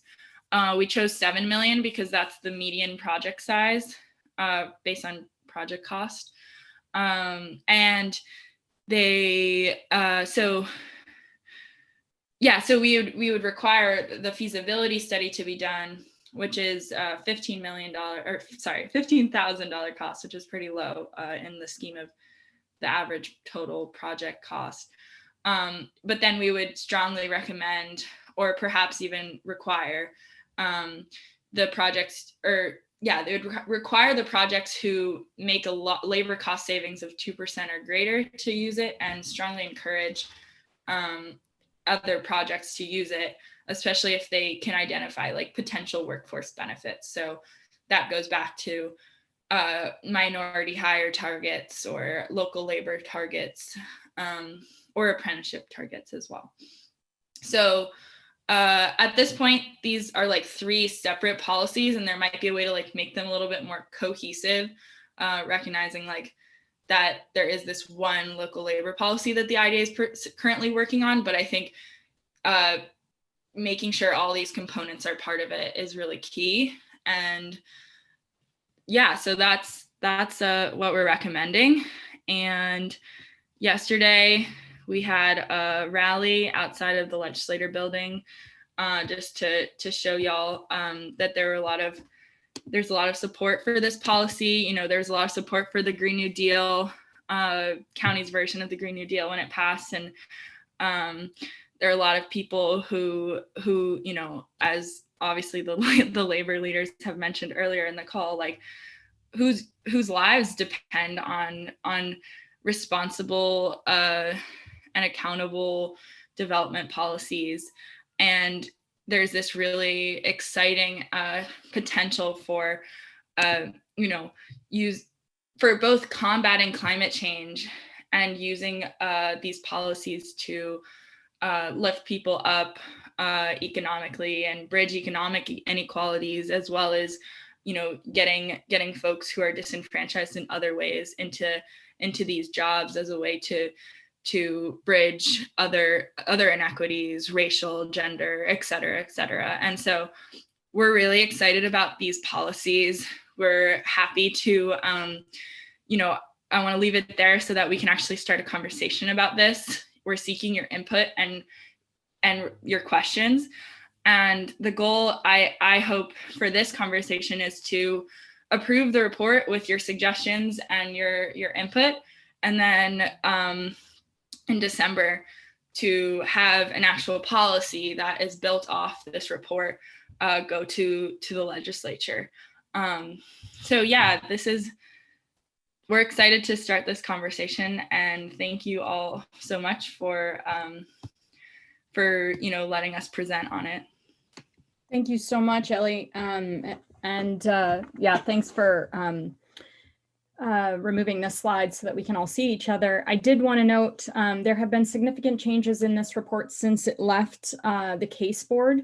So it's really important, since this is coming from the case board, that it be reviewed and approved after this committee, again by the case board, before it comes back to the legislature. So I just wanted everybody here to be aware of the process, that this is the first step. I think this is really important. The discussion is really important, and we should give it its due, its time. So just so that everybody's aware, that is the process that we will be following here. Ellie has definitely gotten this ball rolling. I know Travis Nevins, who is also on this call, he has provided a lot of information. I know Dave was interviewed. Many people in labor were interviewed. I think that the amount of people that you interviewed from IAED, I think also, and Natalie from Workforce Development Board, and all the research that you did for this report is amazing and extensive. So just first round of applause and kudos to Ellie. Thank you so much. We do. Can I ask a quick question? There are a lot of questions. I have everybody in the list. I just have a quick question, whether or not there was a report that was emailed to us. Is that the same report that's in the packet? There was an updated report that was emailed to us. It had some changes. In particular, there was the legal section that had the case law at the end. And it got into the weeds. Ellie and I had a discussion about it. So that, and it wasn't necessarily germane to the argument. So the updated report that we got removed that, streamlined that section a little bit. And there were some adjustments, just cleaning up some of the sections to make them more clear. But the spirit of the report was the same. So I reviewed and prepared for myself reading the report that was in the packet, because that's what went out to the public. But because this is the first time the legislature is getting this, we are all able to give our input to Ellie. Ellie will be taking notes. I have been actually feeding her tons of thoughts over the last 24 hours. So she'll have a lot to incorporate. Then there will be an updated draft that will go to CASE for their final review. And then next it will go, I think, to Peak. Is that correct, Deborah? Great. So that is the process. And then from there, we'll go to the full legislature. And Deborah and I discussed that process so that it would have extensive review and would also give everybody on the legislature a lot of time to give feedback. I think that is exceptionally important in this process. So with all of that background and everybody on the same page, I wanted to open up for questions, and I saw Amanda Champion's hand first, followed by Deborah and then Mike Sigler. Great, thank you. Yeah, thank you so much, Ellie, and everyone. It's an amazing amount of information. I really appreciate it all being somewhat succinctly presented to us. I really appreciate it. But I guess my main question is, if you could just speak a little bit more, Ellie, about your process and who else participated in the research. I know there's a list of folks that you interviewed and references that you read, but I don't know, is there more information about who else was a part of this and what else your process was? A little bit more, I would appreciate that. Yeah, I'm just gonna pull up the interview list just so I can reference. But yeah, I mean, so we started, the case board started as COVID hit. Our first meeting was online before anyone else was meeting online, because Irene was like, we should meet online. So we really wanted to, we didn't know all that much about all of these green workforce issues, but it felt really crucial that we work on this. So immediately I one of our first meetings, we met and created this working group out of the case board on green workforce. And so we met, Sarah Culotta was really crucial to a lot of those conversations. And so we were just calling people, trying to understand both like what the landscape looked like, but also our goal was less so to create a report about like green jobs and about like what like the summary of, every single green job looked like, or every single like opportunity existed, and like less so a summary and more so like, okay, but how do we actually act? And so a lot of our questions were focused on what the county actually has power to do, what would actually have an actual impact on this issue, and like what can we do now? The urgency of COVID and unemployment and all of that, and climate, obviously. So we called a lot of people, we talked to a lot of people. And then in terms of writing the report, Natalie Bernosky gave us 3 sort of initial questions that we focused our kind of initial reports drafts on, which were, I believe,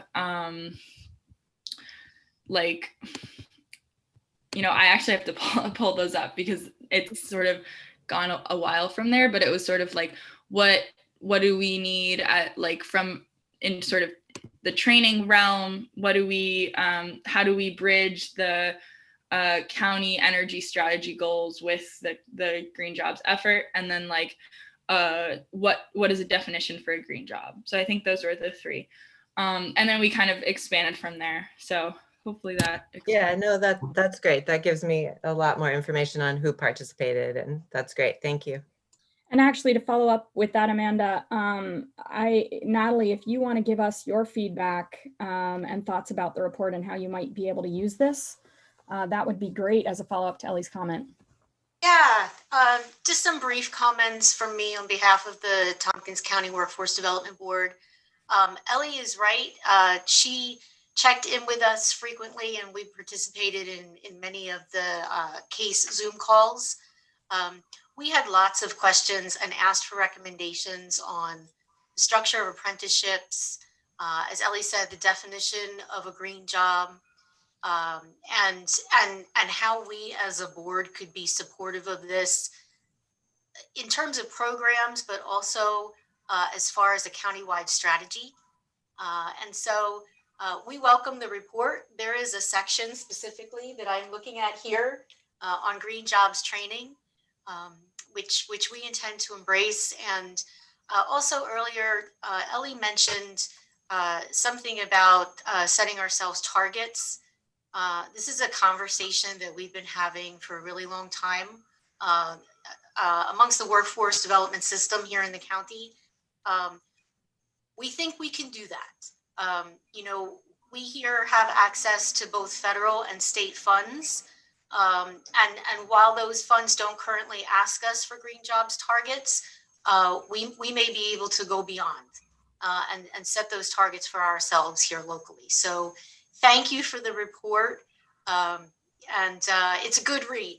And we're glad to have you as part of that. And also, I don't know if you can see her in the camera frame, but Yana Kalmika is here as well. And she's one of the interns that's been placed with us for class credit from the ILR school at Cornell University. So she's going to be linking arms with us here at the Workforce Board and helping us to take some of the recommendations forward. So I'm happy to talk with the legislature at any time as you consider the report. Great, thank you, Natalie. I apologize to legislators, hands keep moving around in order, so I'm just going to go in the order that I see them. I have Deborah Dawson next, and then Mike Sigler, and then Dan Klein, and then Henry. So that's the order I see them. Anna, I'm going to let Mike go ahead of me because he had questions for labor earlier in the meeting, and I think we should let him get those addressed. Wonderful. That sounds like a great idea. Mike? Hi. Well, thank you, Deborah. That was nice of you. I have like 4 questions. Great. The first one's actually for Ellie, and then the other ones are kind of for labor. So the first question is, so listen, there are is the suggestion. Hey, Mike, can you turn off your video? Yeah, turn off your video, Mike. You're breaking up. Okay. 1 second. All right. Can you hear that better? Yes. I think. Okay. So I guess my first question is it being recommended or expressed that we don't give tax abatements to a project unless there is some type of agreement in place that we use 100% local labor, basically, even on green projects? I mean, that's kind of what I read in your. So I mean, I think the important point to note is that it's framed like that. That's the goal, right? But there's a extensive waiver process that has a lot of precedent throughout the county to be used. So, I mean, there are plenty of counties that do have this 100% local labor requirement, and others who have lower percentages, but no lower than 70%.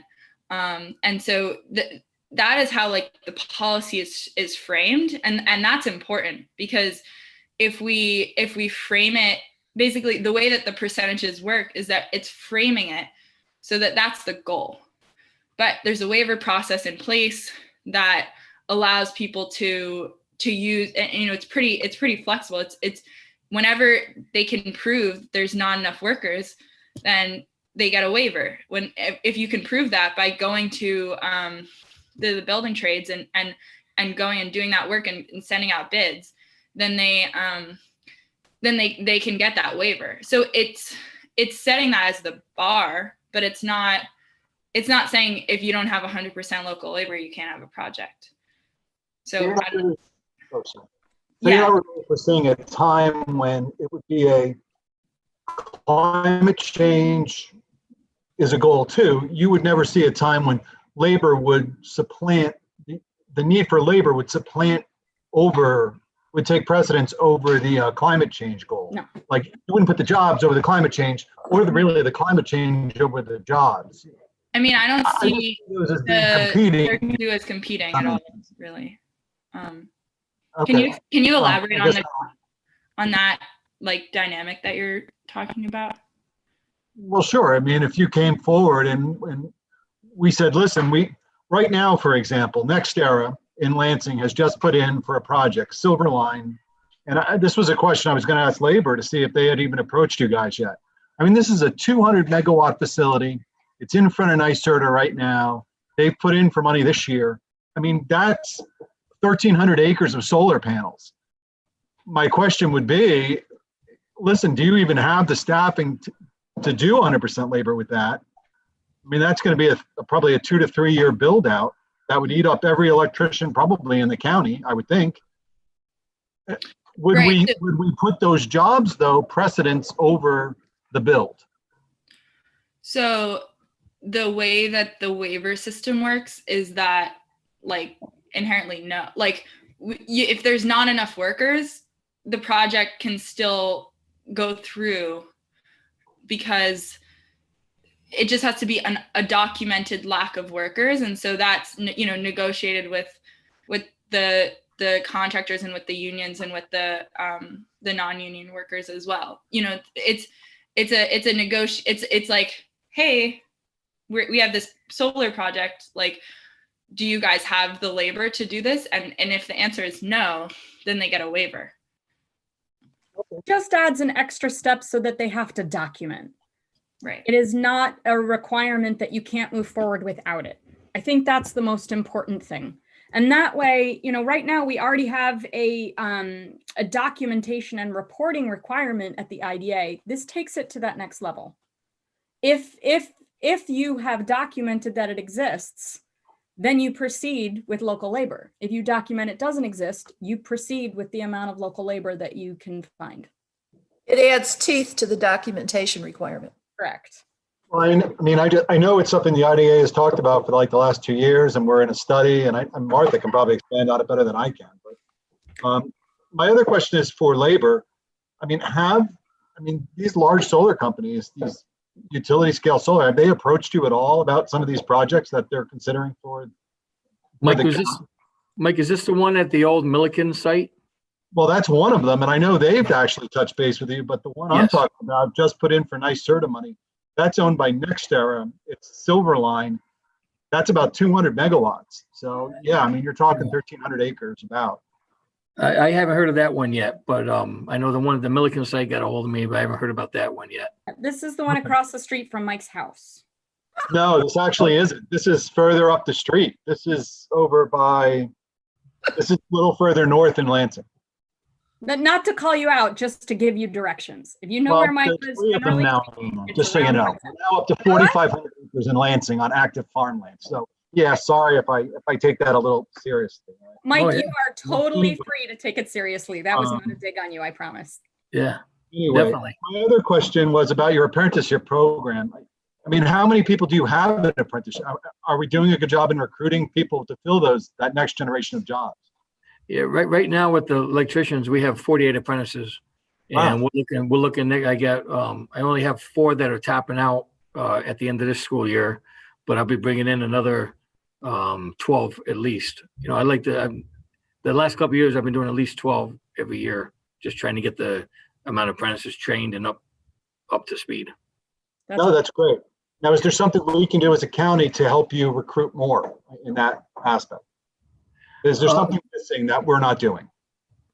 You know, that would, I have to put some thought there. That would be great, Mike. Too many times the trades get overlooked for jobs for the young people and disadvantaged people. It gets overlooked. You know, people, sometimes people in the midlife, you know, want to change directions and do something different. We do get overlooked quite a bit. I don't know if there's a way we could work out something together where we can get more advertisement toward us in those areas, or more support at least. But I'm open to any ideas there. All right, Todd, thanks. I'd like to add to that. Mike, Dave Marsh, a couple things. The project in Lansing that you're speaking of, which I'm not familiar with as of yet. When you say Silverline, are you talking about Silverline construction out of the town of Hector in Schuyler County? No, Silverline, so clearly now there's 2 Silverlines, but no, Silverline it's a wholly owned subsidiary by NextEra. Okay. We'll only be building out these it's this specific project. All right, because Silverline obviously is a local contractor that does work with the trades, but it would have been halfway home already. So.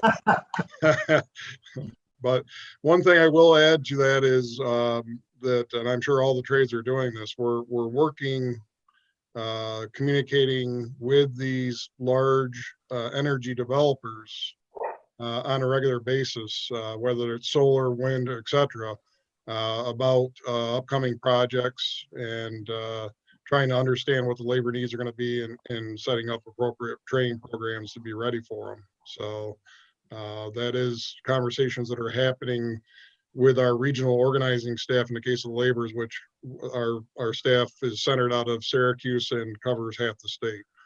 And then we have another group out of New York City that covers in Albany area that covers the other part of the state. So they're doing that on a daily basis.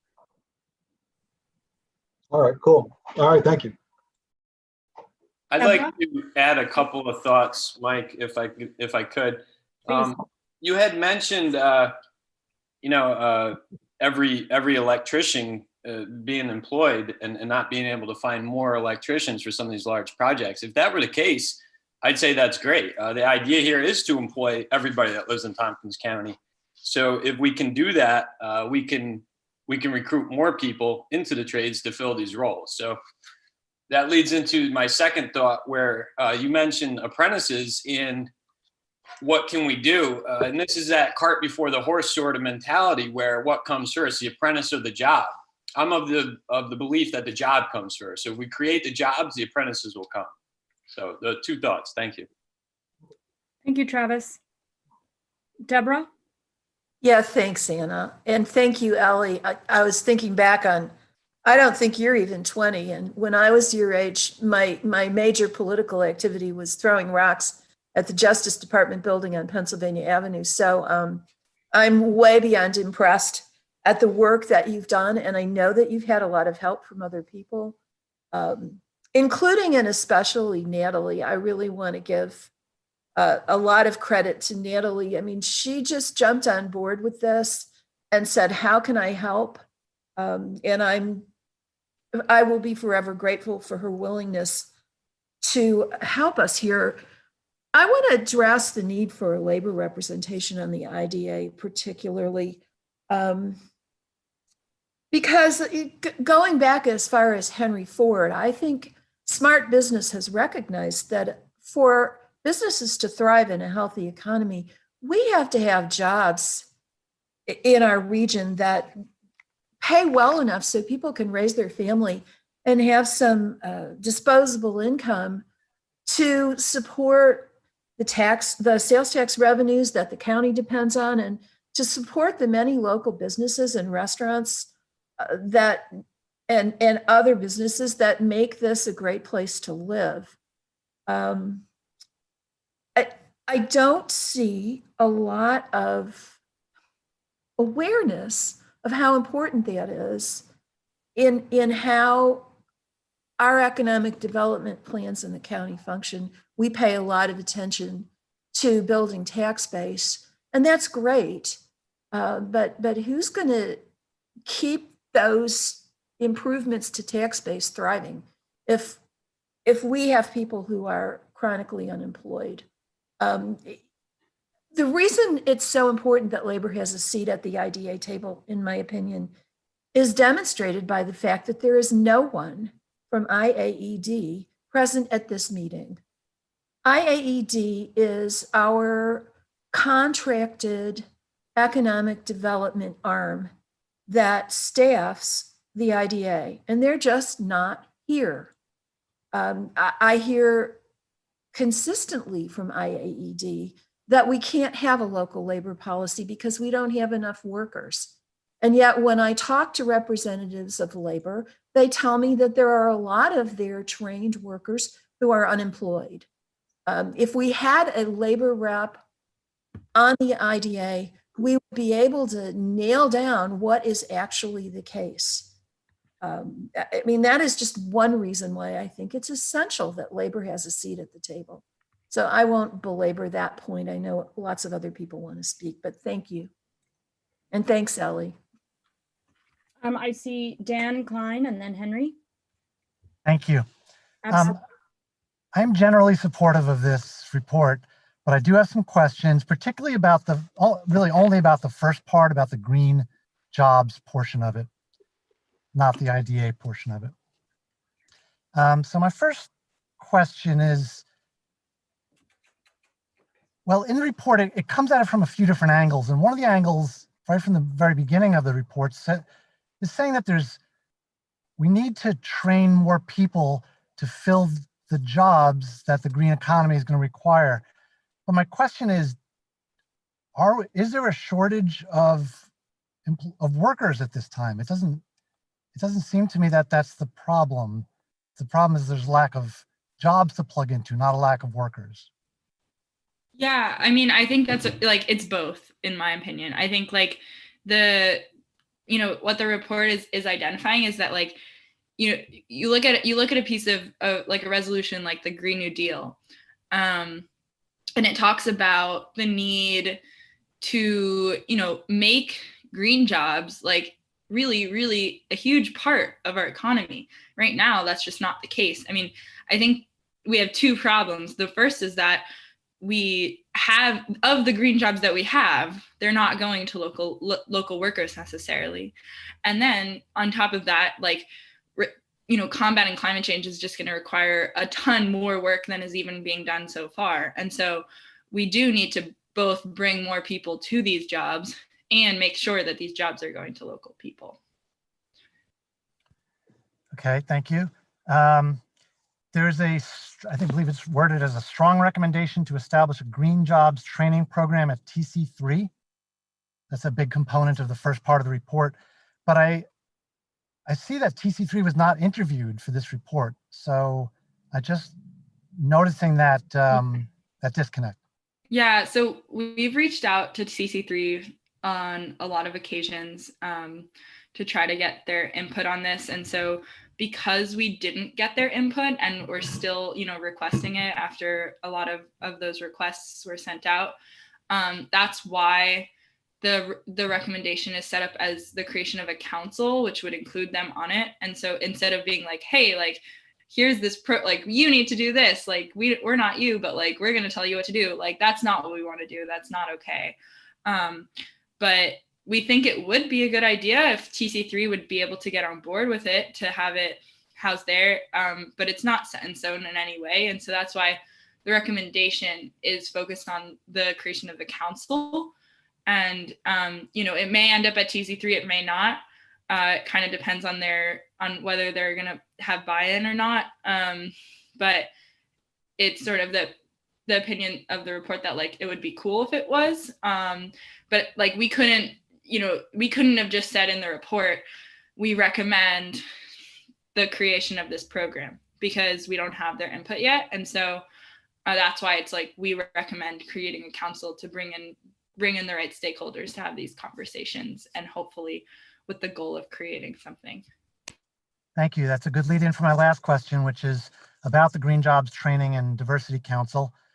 What are some thoughts about what would be the status of that organization? Would it be an advisory board to the legislature, or is it some other entity? Where would it live?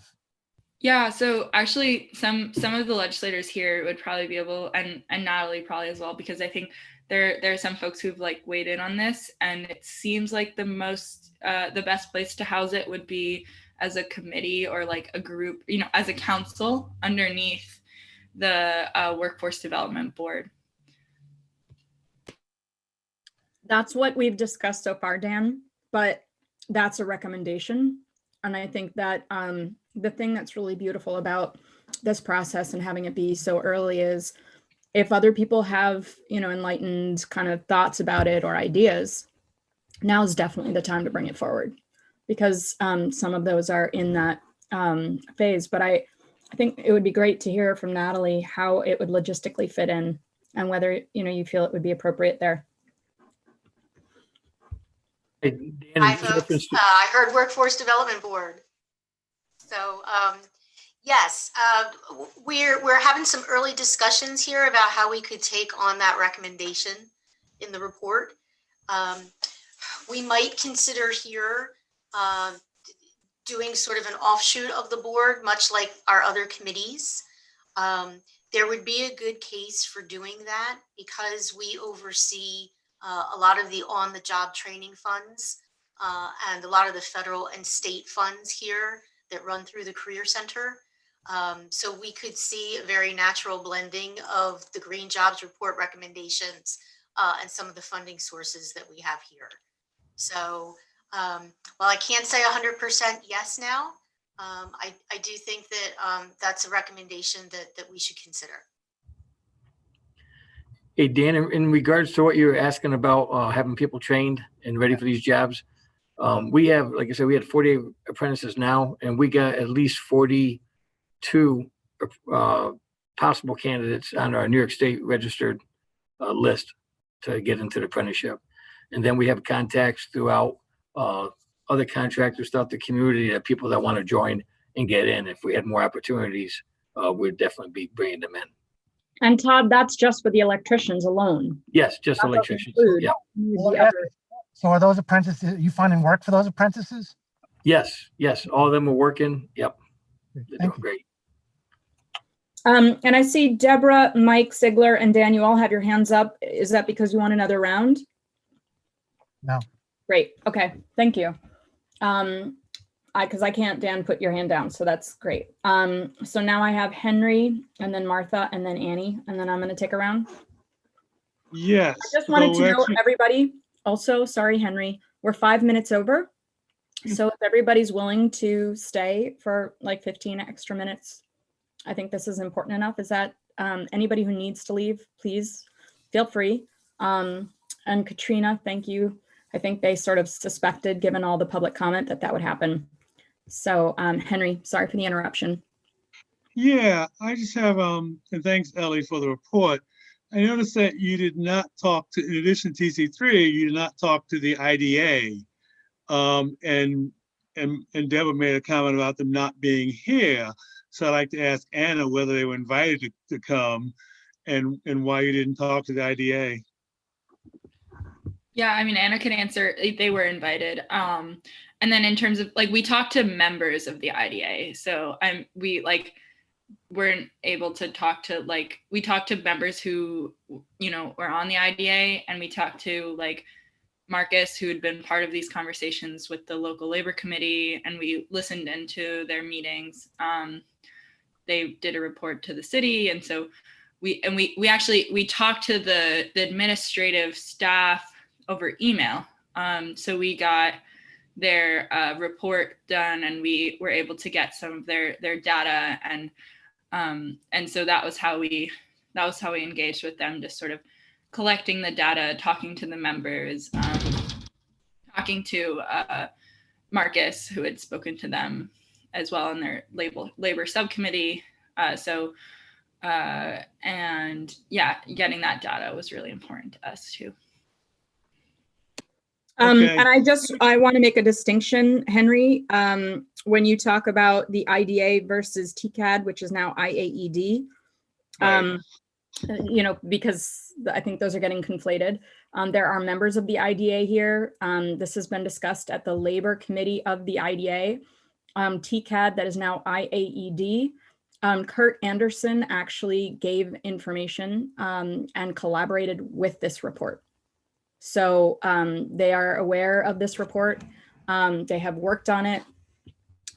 Typically, Heather and IAED are invited to HED every single month. We get a report out, as you know, every single month. I'm not sure why they are not here, but the conversations that Ellie and I have had, and I will reiterate, this is a draft report. So sending it and getting input from IAED is a requirement of this becoming a final report, and that has already been identified. Okay, one last question is, I thought that the IAED had done a study. It was looking at the difference between the number of jobs available and the amount of labor work. Maybe Martha and Koreman can answer that question, whether or not there's any data on the number of labor employees versus the job requirements. Yeah, that report is referenced in my report as well, just to know. Martha, do you want to answer that? Well, Annie's next on the list, right? I think before me. Yep. And she's chair of the committee. So go ahead, if Annie wants to go first. Sure, thank you. So we have a little bit of information. There's been tracking for a number of years of the zip code of, so reporting from the developers and the contractors, the zip codes of the workers that they have. And so there's just recently, since we formed the labor subcommittee for the IDA, that we've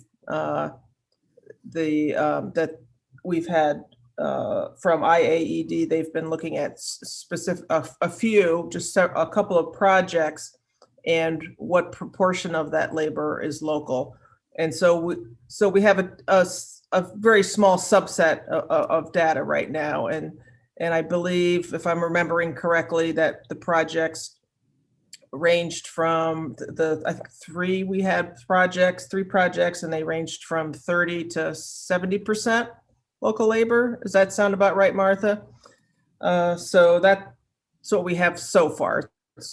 And so can I keep going with my comments, or? Well, I was just wondering, are there any more? Or Henry's going. Yeah, I mean, since this is going on a couple of years, is there any other way to track this information and figure out whether labor is not getting employed? Something, Henry, that is something that we commissioned the TCAT to do. Right. I know that there are some city reps and several county people who have been asking for a summary report. I understand there's some data on the TCAT IAED website about that. So I would review that. And Ellie, you refer to that in your report, correct? So I would go to their website for starters. Okay, I gotta say this, there are a lot of nuances that are like not really given credence in the report. There's and the reason that we don't have any like straight up answers that we've only had 2 committee meetings, I think, right? 2. We're just starting on this, and it's, IAD has a small staff. The kind of work to actually analyze these data takes a lot of time. It's like line by line, the zip code of somebody who's gotten a paycheck on a project. So it's very labor intensive to actually understand the truth of what's happened. It's not a slam dunk. It's not, for example, an electrician works a certain period of time on a project. Is one electrician the same as somebody who works for the whole project all the way through an 18-month construction project? So there are a lot of complications in analyzing these data. Sure. I would just clarify, though, Henry, that the request to start collecting that data and the policy was put in place about 3 to 4 years ago. So I just want to note that's different than the labor committee of the IDA just starting. And I did ask Heather this, whether there was data, and there is some data on their website, as Ellie has referred to. And I think that is a valid conversation to have with IAED if we feel that this should be a priority because we want this data. I think that's a worthy conversation to have about work plans and priorities. Okay, thanks. Henry, in response to your question there too, the labor unions would be more than happy to help out getting that collection of that data too. If it helps out, if they ask us, we'll definitely provide you with some information. Okay, thank you. You're welcome. I would note also that one of Ellie's recommendations specifically for the council in this report is to do precisely that, to collect this data and report out. So I think that it's a really important question, Henry. And Martha is correct that, we have to recognize that IAED has 5 staff. They do a wide range of things, supporting a wide range of clients and members.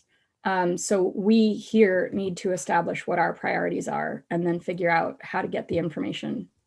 We have a lot of different ways of getting it. So just want to make all of that a balanced perspective. So thank you for that question. Annie, did you want to finish and then we'll go to Martha? Yes, thank you. So I just want to say a couple quick things. So regarding the data that Henry spoke about, as far as where the laborers live, where they're from, the data we were getting was not electronic. We were getting forms filled out. So that is a big hurdle in trying to analyze that information. We can't just put it into a spreadsheet. So as I think Martha said, it's very labor intensive to try and extract the data out for 3 projects. In the future, I believe the data coming in will be electronic, so we can play around with it and extract, trends and information from it. So that's really important. The second point I wanted to make is to reiterate what folks have said here today. I attended the rally last night. This is also what people told me last night when I talked to people at the rally, when I go door to door, when I meet people in the community. I've been told over and over again, we need to create the jobs and then the workers will be here. We certainly know that if the jobs aren't here, people will leave. So we know that's a given. And so I really do believe that we need to create the jobs, which means that we're requiring, the more we require local labor, the more people are going to go into apprentice programs and keep going and become full-fledged laborers, qualified laborers that can contribute to our community. And that will be people that will be able to have one job. That's another thing I keep hearing. It's really hard when people are not fully employed or they have to have 2 jobs. And so that would be good information to have if, any information that we could have from the labor unions of how many people are employed over certain periods, because we don't have much of that information, if any. And the last thing I want to say is, as chair of the labor subcommittee for the IDA, we were looking at, should we have people from labor just come and talk to us, or beyond the committee? And I think we should have them beyond the committee. So if people are interested in doing that, please contact me. I'll put my email in the chat here. I'm not the only person on the committee, but I would definitely push for that. Thank you. Annie, who's on that committee? Me, Martha, Heather, Kurt. Well, Kurt is a staff member from IAED, and we just had somebody else appointed. Martha, do you remember somebody? Jennifer Tavares, and isn't Tim Jennifer on it? Tim, yes, but he didn't come to the last meeting. Right.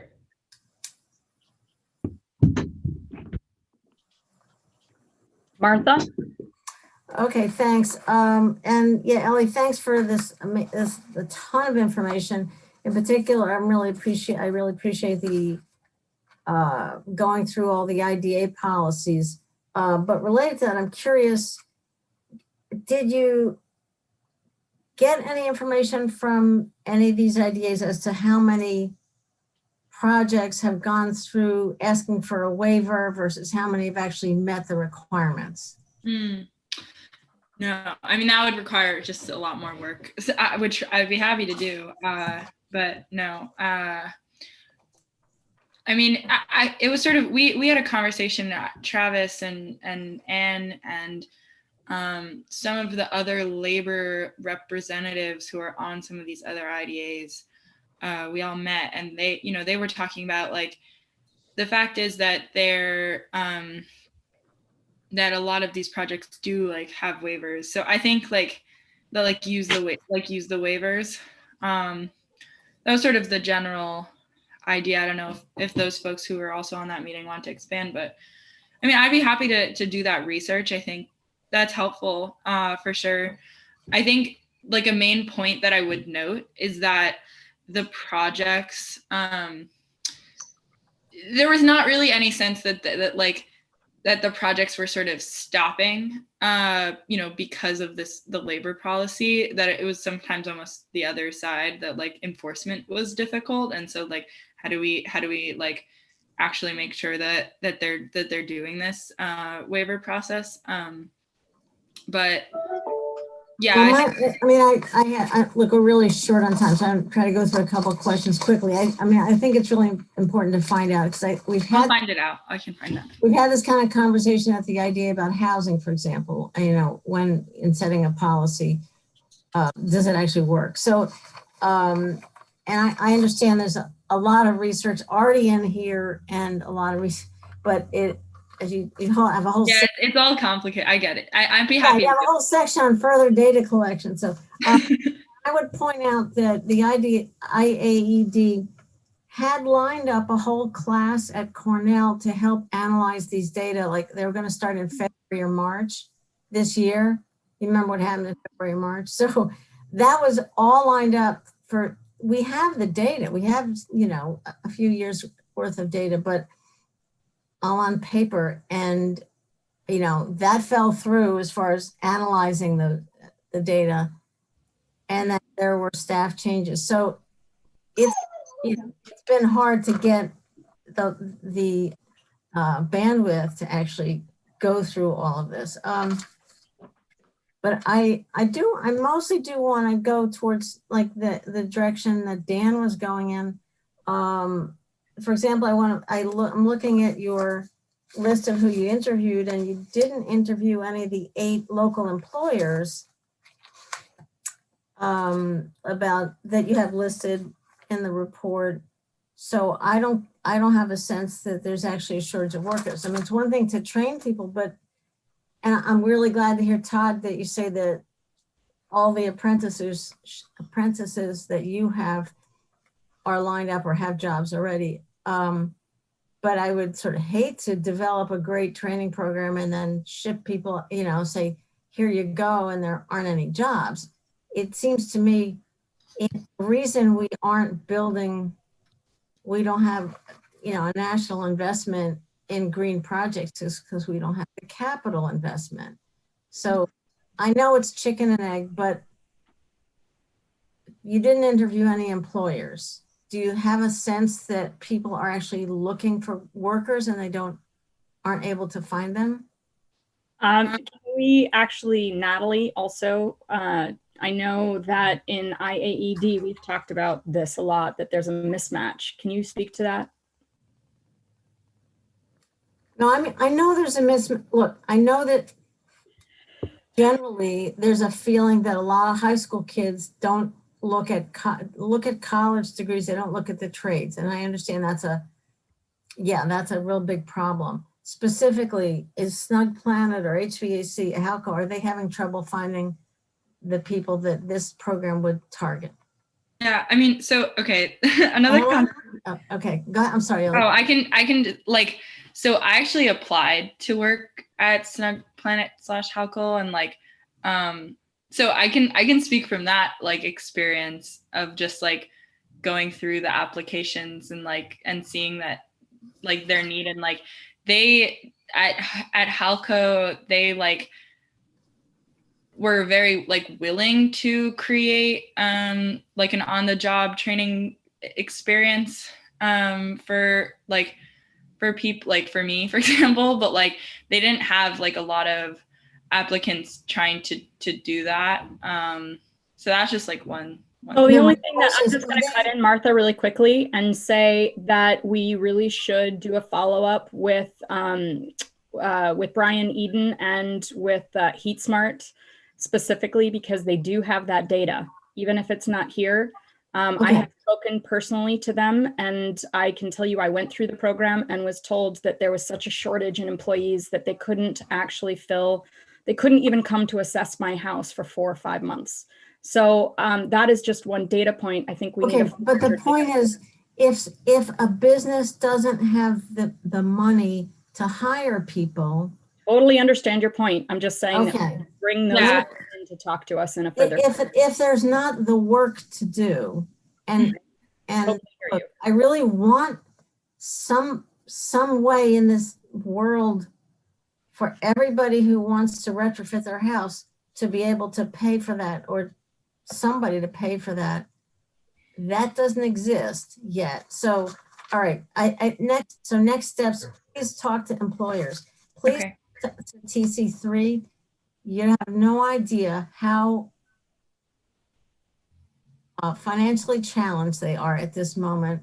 I think the idea of taking on a whole new project is, I'm not surprised if they weren't even able to respond to your inquiries. And I think it's really different to talk to 2 IDA members versus the whole IDA, and versus talking to Heather McDaniel, and getting Kurt Anderson's report emailed is not the same as actually involving him. So I'm just saying this is a good start. This is a voluntary effort, and all you're doing is picking holes in it. I'm trying to ask some questions. I'm just saying, you talk about going back to case, you talk about before it comes to the legislature. Certainly since most of this is directed at the IDA, it ought to go there. So Yeah, definitely. like, these are the kinds of things I think are important to be considered. I think, Martha, you did bring up I'm sorry, I didn't mean to cut you off, Martha. You've brought up some great points. We're a half an hour over. I wrote them down. I think that they're excellent points.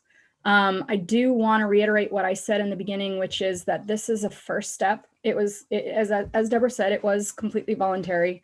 And I actually think that Ellie took a semester off of school to prioritize work for us. So not as her only thing, but I really do want to acknowledge that.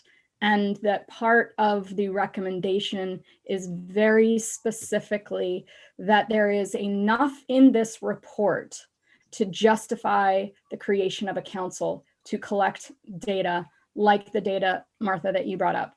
And it sounds like the Workforce Development Board could just go ahead and do that. So that'd be great. Correct, exactly. And I think, so I do want to bring this together. Irene has had her hand up. I see that, and I'm Okay. going to call on Irene. I just want to, as the legislators, wrap up our conversation, and then I'll call on Irene and have her have the last word. One of the things that I do appreciate about this report is that it isn't just one solution. It is a suite of recommendations. It is not saying that we need to take all of them to be a success. There is the idea of having labor actually represented on the IDA, a voice on the IDA. I would add to that it would probably be really good to have labor on the subcommittee that's about labor.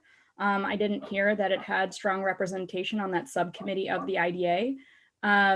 So, getting their input, I think, would be really good. I think that there is further assessment that needs to be done about what would be the collective financial impact of all of these different recommendations. Ellie and I have spoken about that. Let's please remember that this is an important first step of opening the conversation. We have identified next steps of things that would be important data to collect. I do think that it is important, and Ellie and I have already spoken about following up with IAED, specifically Heather, to get her input. So I wanted to make sure that everybody understands that that is something we've already identified that needs to happen. I think that it would be really important to bring in Heat Smart to answer some of the questions about whether or not the actual jobs exist and need to be filled. I do think that that is an important question. We certainly can answer that. So again, this is an initial conversation. And the one thing that I do want to point out, last thing, is that I think that the recommendations here complement each other. That just having a voice at the table of the IDA is not enough.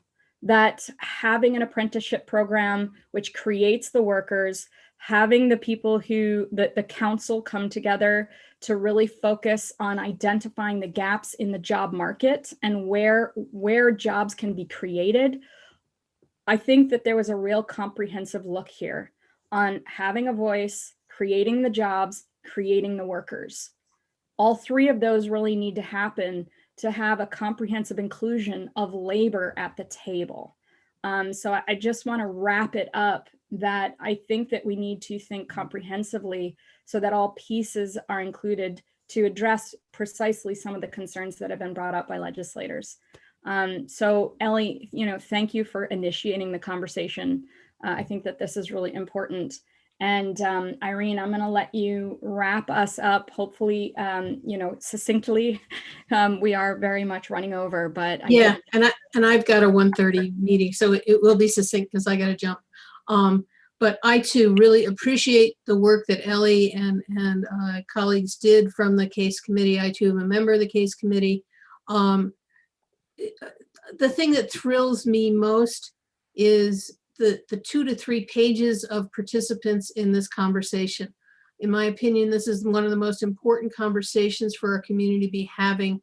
And I so appreciate that this report has kicked off that conversation. I hope that there will be a way to formalize ongoing conversations on this topic. And I think the proposal to form a council to talk about this in an ongoing way is the perfect way to do it. As Deborah pointed out, this was a volunteer effort by a freshman at Cornell, y'all. This is phenomenal what Ellie has spearheaded and done. And I think that the conversation could not be more important. The timing could not be more important. Let's keep it going, form the council, identify the tasks, figure out who can manage which pieces, and find ways to move this forward to keep us on the path to where we need to be. And it is a chicken and egg, if the jobs aren't there, but they will be soon. And if, the people aren't here from here, then they'll go from elsewhere. And, it's a constant navigation. I think having a council in an ongoing way to direct it and to find the opportunities when they open up. And especially honestly with the new position at the county as well for the energy coordination to help identify where there may be new opportunities, new funding opportunities. Let's just keep this conversation going. And now I'm going to cut off this conversation and join another one. But thanks, everyone. Beautiful way to Amen. Amen to that. Initiation of the conversation. So I want to thank everybody, Labor, for staying for the whole conversation. You can hear where our process is. You know, the passion of every single legislator here, the commitment of every single legislator who asks questions. I hope that you know, it can be a continued conversation. This is just the beginning. And Ellie has jump-started it. So thank you so much. And thank you everybody for staying late, and really a big, huge thank you to Katrina for staffing for all of us here. So we have one more meeting of this year, and sometime in the next 6 weeks, we will get a more final version of this with all this input. So with that, I'm going to, Martha, I see your hand if you had one last comment. You have appointments for the on the agenda. Yes, thank you. I would have forgotten about those. I'll move them all. Yes, thank you, Martha. I appreciate it. Can I have a second to move all the appointments? Annie seconds. I am not going to go through all the names. There's about 7 different appointments. Everybody has them in front of them. I'm going to go through the roll call. Annie? Yes. Henry? Yes. Mike Sigler? Yes. Martha? Yes. And I am a yes, so that is unanimous. Thank you, Martha, for that catch. All right, everyone. I hope you have a wonderful day, and I am adjourning this meeting. Take Thank care, you, everyone. Anna. Thanks, Katrina and everybody, and Ellie.